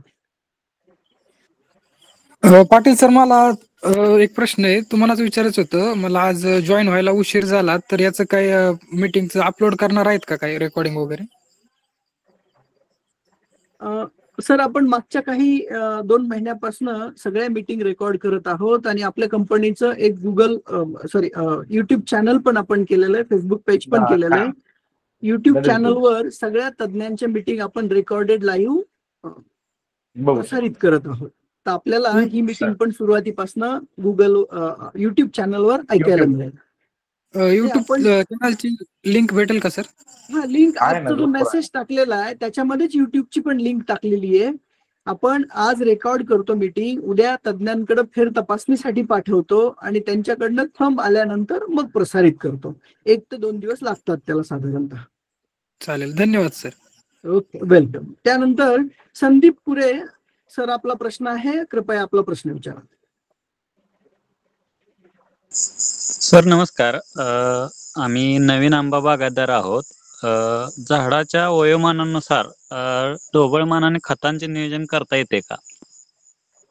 वयोमानानुसार जसं मी सांगितलं, सुरुवातीला 150 ग्रॅम युरिया, साधारणतः 800 ते 1000 ग्रॅम सिंगल सुपर फॉस्फेट आणि 100 ग्रॅम म्युरेट ऑफ पोटॅश पहिल्या वर्षी. दरवर्षी याच्यामध्ये जवळपास 100 त्याच पटीने वाढवत, म्हणजे पुढच्या वर्षी 300, नंतर हा 1.5 किलो, अशा करत तुम्ही 5व्या वर्षी 1500 ग्रॅम नत्र, नंतर 500 ग्रॅम स्फुरद आणि 500 ग्रॅम पालाश वापरायचा. नंतर मग हा डोस कायम राहील. ओके सर, धन्यवाद. मला प्रश्न आहे अजून?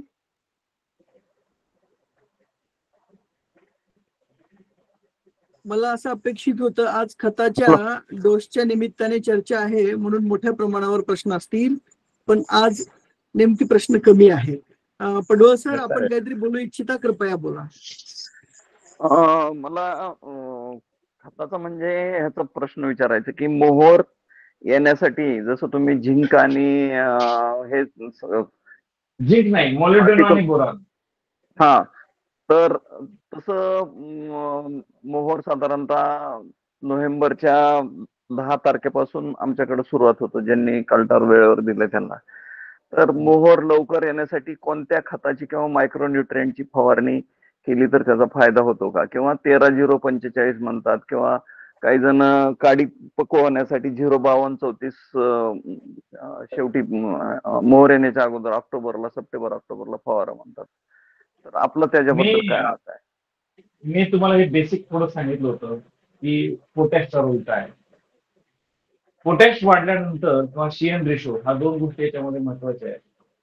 तर 2च एक प्रमाणात CN रेशो झाला की आंब्याचा मोहोर चांगला राहतो. त्या प्रमाणात आपल्याला ते रेशो मेंटेन करावा लागतो. कल्टर ऍप्लिकेशन पण त्यातलाच एक प्रकार आहे, किंवा द्राक्षामध्ये ते रिंग घेण्याची पद्धत आहे. मला असं वाटतं की मोहोर लवकर आणावा, जास्त, पण माझं व्यक्तिगत मत सांगतोय, आपण जास्त टेलरमेड झाडं करू नये. फक्त त्याला काही कमतरता पडू नये आपण नत्र व्यवस्थापन करावं, पालाश व्यवस्थापन करावं. परंतु आजच्या निश्चितपणे शेतकऱ्याची एक धारणा असू शकते की माझ्या आंब्याला लवकर भाव चांगला मिळतो, याचा अनुभव राहू शकतो. याचा अनुभव असू शकतो की माझा लेट आंबा पाहिजे, भाव चांगला मिळतो.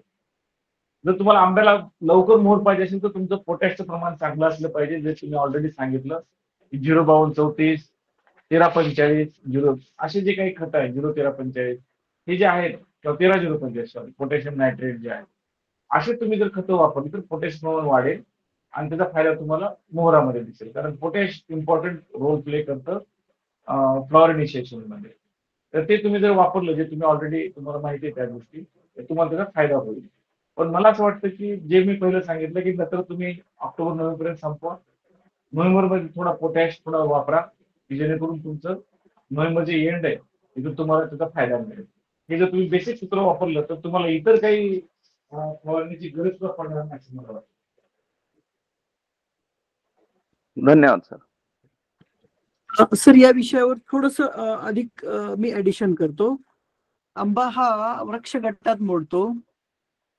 त्याच्यामुळे आंब्याच्या बुंध्यामध्ये, फांद्यामध्ये मोठ्या प्रमाणावर, काडीमध्ये मोठ्या प्रमाणावर स्टोरेज असतं आणि हे स्टोरेज आपण वरतून फॉलियर ऍप्लिकेशन्स दिल्याने तयार होत नाही, तर हे वृक्ष गटातली ही जी कलमं आहेत ही जमिनीतून जे काही घेतात त्याच्यातून त्याचं स्टोरेज किती आहे, आपण जे काही किती दिलं त्याच्यावर ते स्टोरेज तयार होणं आणि काडी पक्व होणं ह्या गोष्टी मोठ्या प्रमाणावर अवलंबून असतात.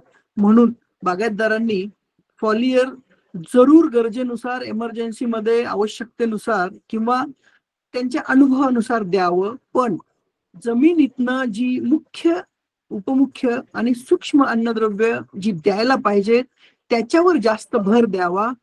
जमिनीतल्या पोषणानेच काडी तयार होते, त्या काडीमध्ये गर्भधारणा होते आणि योग्य वेळी, अनुकूल वेळी ती काडी मोहर बाहेर टाकते आणि त्यावेळेस जर एखाद्या गोष्टीची कमतरता असेल तरच आपण त्यावेळेस ती गोष्ट त्या काडीला पुरवली तर फायदा मिळतो. पण त्या ठिकाणी त्या गोष्टीची कमतरता असण्यापूर्वी त्या काडीमध्ये अन्नद्रव्यांचं किंवा फुलांच्या, फळांच्या निर्मितीसाठीच्या उपयुक्त घटकांची असणं, वनस्पतीनं स्वतः घेऊन त्या ठिकाणी ते स्टोरेज करणं जास्त गरजेचं आहे. त्याचा फायदा अधिक होतो. आणि वनस्पतीमध्ये जर स्टोरेज नसेल तर अल्टरनेट बेरिंग सारखे, जसे की हापूसमध्ये प्रॉब्लेम आहेत, कारण आपल्याला माहिती आहे कोकणात माती नाहीये, म्हणून तिथं झाडांचं पोषण व्यवस्थित होत नाही.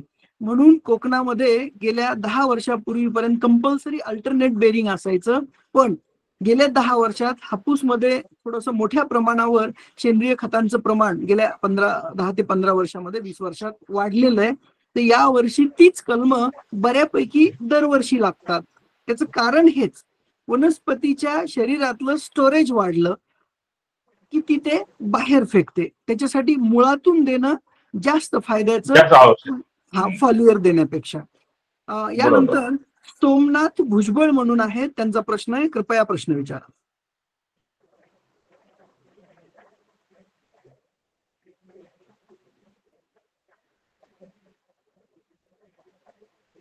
सोमनाथजी, आपला हात वरती आहे, आपला काही प्रश्न आहे का? हनुमंतराव भोसले यांचा हात वरती आहे, कृपया प्रश्न विचारा.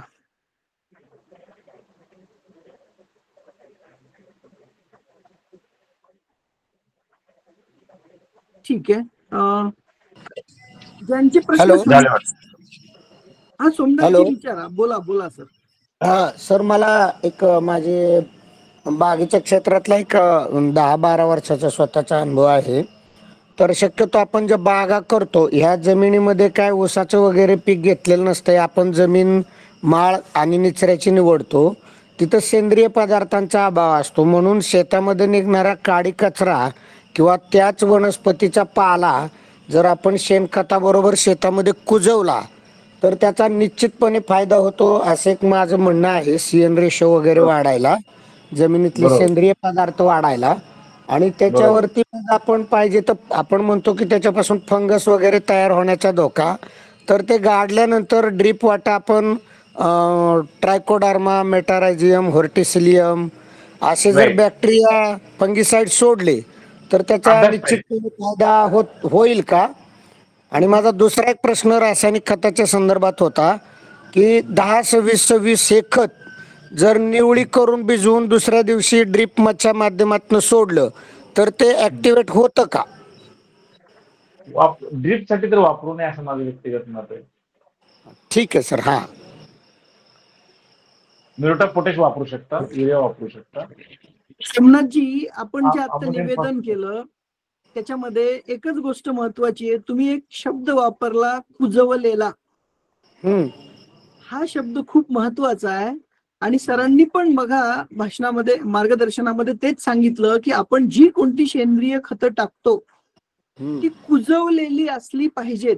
सेंद्रिय खतं म्हणजे वनस्पती आणि प्राण्यांचे अवशेष, आणि ते जर कुजवलेले असतील तर त्याच्यावर कोणत्याही प्रकारचा घातक फंगस, बॅक्टेरिया किंवा जीवाणू किंवा कीटक जगत नाही. त्याची तो फक्त वनस्पतीच्या अन्नाच्या स्वरूपात रूपांतरित झालेला असतो आणि तो त्याला वास नाही आला पाहिजे, तो वजनाला हलका पाहिजे, पाण्यात तरंगला पाहिजे, अशी त्याची जी कॅरेक्टर आहेत. आणि आपल्याकडं गावाकडं पूर्वीपासनं उकिरडा असतो, आपण ज्याला शेणखत म्हणतो आणि उन्हाळ्यात शेतात टाकतो. बरोबर. तर त्या पद्धतीने जर आपण कोणतीही गोष्ट कुजवून टाकली तर ती वनस्पतीला फायद्याचीच ठरते. यानंतर ज्यांचे ज्यांचे प्रश्न संपलेले आहेत कृपया त्यांनी हात खाली करा. शुभम लबडे, दादा सूळ आणि सोमनाथजी. या व्यतिरिक्त कुणाचे काही प्रश्न आहेत? नाही सर, माझा अजून एक प्रश्न होता. अच्छा, विचारा. सर, ते आंब्याला पोटॅश आवश्यक असतं, तर ते एमओपी फॉर्म मध्ये का एसओपी फॉर्म मध्ये दिलं, कोणत्या फॉर्म मध्ये चालेल आणि त्यात फरक असतो का काय? एसओपी छान राहील. जिथे साखर प्रमाण वाढणार तिथं क्लोराईडचं आपण नाही दिलं तर चांगलं असतं, कारण ते इन्व्हर्जन रिलेशनशिप आहे. म्हणजे क्लोरीन जर दिला तर आपला तेवढा रिझल्ट चांगला येत नाही. परंतु जसं मी म्हणलं किंवा आपल्याला माहिती आहे, आपल्या भावकीत आपण तसं खतात जरी म्हणलं तरी आपल्याकडे पोटॅशचा जो डोस आम्ही सांगतो तो रिक्वायरमेंटपेक्षा कमी असतो, म्हणून क्लोराईडचा इफेक्ट दिसत नाही. पण जर आपले रिझल्ट चांगले पाहिजे असतील तर सल्फेट ऑफ पोटॅश वापरा. ओके, चालेल. Thank you sir. ठीक आहे. खूप अच्छा. धनाजी राव, आपला प्रश्न आहे. धनाजी पाटील, कृपया प्रश्न विचारा. हा, नमस्कार सर. बोला. हॅलो. बोला येतोय आवाज? हा, आवाज येतो सर? येतोय. हा, धनाजी पाटील बोलतोय सर मी. बोला. हा, माझा प्रश्न असा होता की सर, माझी ह्या वेळेला बागेची छाटणी हार्ड झालेली आहे. छाटणी हार्ड झालेली आहे, त्यामुळं काय प्रश्न म्हणजे आपल्याला प्रॉब्लेम म्हणजे पुढच्या फळासाठी प्रॉब्लेम होईल का, हा माझा प्रश्न होता. म्हणजे पुन्हा म्हणजे छाटणी हार्ड झाल्यामुळे पालवी लवकर येईल का आपल्या झाडांना? तुम्ही बागायतदार आहे, तुम्हाला अनुभव असेल. काय नायट्रोजनचा वापर करा थोडा जमिनीतून. 2 नंबर GA3 किंवा इंडॉल ॲसिटिक ऍसिड IAA किंवा IBA हे काही ऑक्झिन्स आहेत हे, आणि GA तर जिब्रेलिक ऍसिड आहे. GA दोन्ही तिन्ही करून काम करतं. तर मला वाटतं की तुम्हाला अनुभव घ्यायचा असेल तर एखाद्या ओळीवरती तुम्ही GA3 100 ppm फवारून पहा, मला सांगा काय रिझल्ट आहे. कोणतं सर नाव काय प्रत्येकदा सांगाल sir? GA3 gibberellic acid GA3. अच्छा, GA3 का? 50 ppm ते 75 ppm वापरा. अच्छा. काय म्हटलं सर, आणि काय म्हटलं? पालवी फुटेल येणं. परंतु हे रिझल्ट, हे माझा एक्सपिरियन्स आहे, हे काही रिकमेंडेशन नाही. आमच्या शास्त्रामध्ये 2 भाग आहेत. मी इथं जे बोलतोय ते शास्त्रच नाही, तर एक अनुभवातून पण सांगतोय काही. आणि तुमचा प्रश्न हा काही ठरलेला नाही, हे अचानक झालेलं आहे. आता तुमच्याकडून हार्ड छाटणी झालेली आहे. तर अशा वेळेस जर मला असं वाटतं की तुम्ही चांगल्या नत्राचा वापर जरी केला जमिनीतून तरी ते कव्हर होईल. पण तुम्हाला जर पाहिजे असेल रिझल्ट तर तुम्ही त्याला जसं आम्ही उसाच्या खोडव्याला पण GA3चं रिकमेंडेशन आहे, 100 ppm फुटवा चांगला यावा म्हणून. त्या अनुभवावर म्हणतोय की तुम्ही आंब्याला पण ट्राय करा. हा सर, ठीक आहे सर. चालेल सर. ओके सर, धन्यवाद सर. धन्यवाद. आज श्रीयुत डॉक्टर किरण पाटील सरांनी आपल्याला खूप छानपैकी मार्गदर्शन केलं. बागायतदारांची अपेक्षा होती की सर डोसेस सांगतील, काय किती किलो आणि काय कसं वापरावं. पण सरांनी अतिशय महत्वाच्या बारीक आणि बेसिक ज्या गोष्टी आहेत त्याला जास्त महत्व दिलं. जसं की हिरवळीची खते, कर्बनत्राचं प्रमाण, उत्पादन घेणे आणि खत टाकणे याचं गुणोत्तर, शेतीची बेसिक जमिनीची मशागत, झाडांची मुख्य काळजी, कारण हे पेरिनियल म्हणजे बहुवार्षिक पीक आहे. या दृष्टिकोनातून सरांनी खूप गंभीर आणि मोठ्या विषयांना हात घातलेला आहे. या सर्व विषयावर सूक्ष्म आणि बारीक अभ्यास करण्याच्या दृष्टिकोनातून जेव्हा आपल्याला न्यूट्रिएंट मॅनेजमेंट करायचं असेल सीझन मध्ये, त्यावेळेस आपण सरांना या ठिकाणी बोलवणार आहोत. पडवळ सर, मी आपल्याला विनंती करतो की आपण सरांचे आणि सभासदांचे आभार मानू.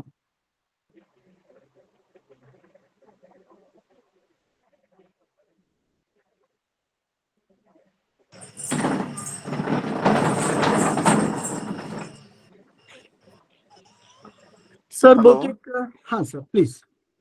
हा, आजच्या या शुक्रवारच्या मार्गदर्शनाच्या भागात श्री किरण जाधव सर यांनी उपस्थित राहून आपल्याला मूल्य असं मार्गदर्शन केलं, त्याबद्दल मी श्री किरण जाधव सरांचं आभार मानतो.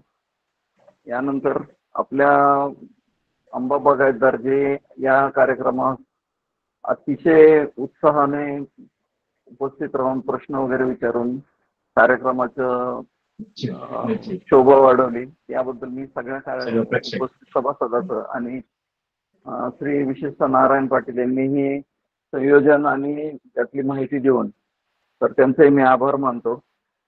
आणि जे कोणी प्रत्यक्ष अप्रत्यक्षपणे या कार्यक्रमाला मदत करतं त्या सर्वांचे मी आभार मानतो. धन्यवाद. किरण सर, आपण समारोपाचे 2 शब्द बोलणार आहात. मी परत एकदा सांगेल की सरांनी मला सांगितलं, आंबा हा माझा विषय नव्हता, परंतु मला आपल्या सर्वांशी संवाद साधायचा होता. आणि जमिनीचं आरोग्य आणि अन्नद्रव्य व्यवस्थापन हा माझा विषय आहे.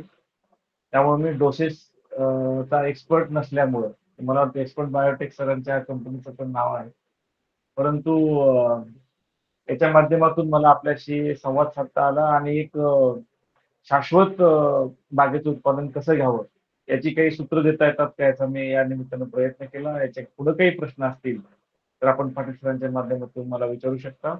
आपण सर्वांनी आणि विशेषतः आमचे मित्र आणि वरिष्ठ मित्र श्री पाटील सरांनी मला आपल्याशी संवाद साधण्याची संधी दिली, याबद्दल मी सरांचा आणि आपल्या सर्वांचा आभारी आहे. धन्यवाद. या ठिकाणी सर आपण आता आपल्या कार्यक्रमाची सांगता पसायदानाने करतो. ही आपली रूढी आहे, सुरुवातीपासूनच आपण पसायदानाने समारोप करतो. आपल्या ग्रुपचे श्रीयुत चंद्रकांत देवकते सर, मी आपणाला विनंती करतो की कृपया आपण पसायदान घ्यावं. बाकी सर्व बागायतदार बंधूंना विनंती आहे की त्यांनी त्यांचा मायक्रोफोन बंद करून हात जोडून आपल्या घरी आपण स्वतः पसायदान म्हणावे. ओम नमस्कार. नमस्कार सर. आता विश्वात्मके देवे येणे वाग्यज्ञे तोषावे, तोषोनी मज द्यावे पसाय दान हे. जे खळांची व्यंकटी सांडो तया सत्कर्मीरती वाडो. भूता परस्परे पडो मैत्र जीवांचे, दुरितांचे तिमिर जाओ विश्वस्व धर्म सुरे पाहो. जो जे वांचील तो ते लाहो प्राणी जात, वर्षत सकळ मंगळी ईश्वर निष्ठांची मांदियाळी. अनवर्त भूमंडळी भेटतो भूता, चला कल्पतो रुचे आरव. चेतना चिंतामणीचे गाव, बोलते जे अर्णव पियुषांचे.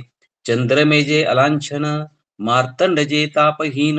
ते सर्वाही सदा सज्जन, सोयरे होतो किंबहुना सर्व सुखी. पूर्ण होनी तिही लोकी, भजिजो आदि पुरुषी अखंडित. आणि ग्रंथोपजीवे विशेषी लोकीये, दृष्टादुष्ट विजये होवावे जी. येथ म्हणे श्री विश्वेश्वराओ, आ होईल दान पसाओ. येणे वरे ज्ञान देवो सुखिया झाला.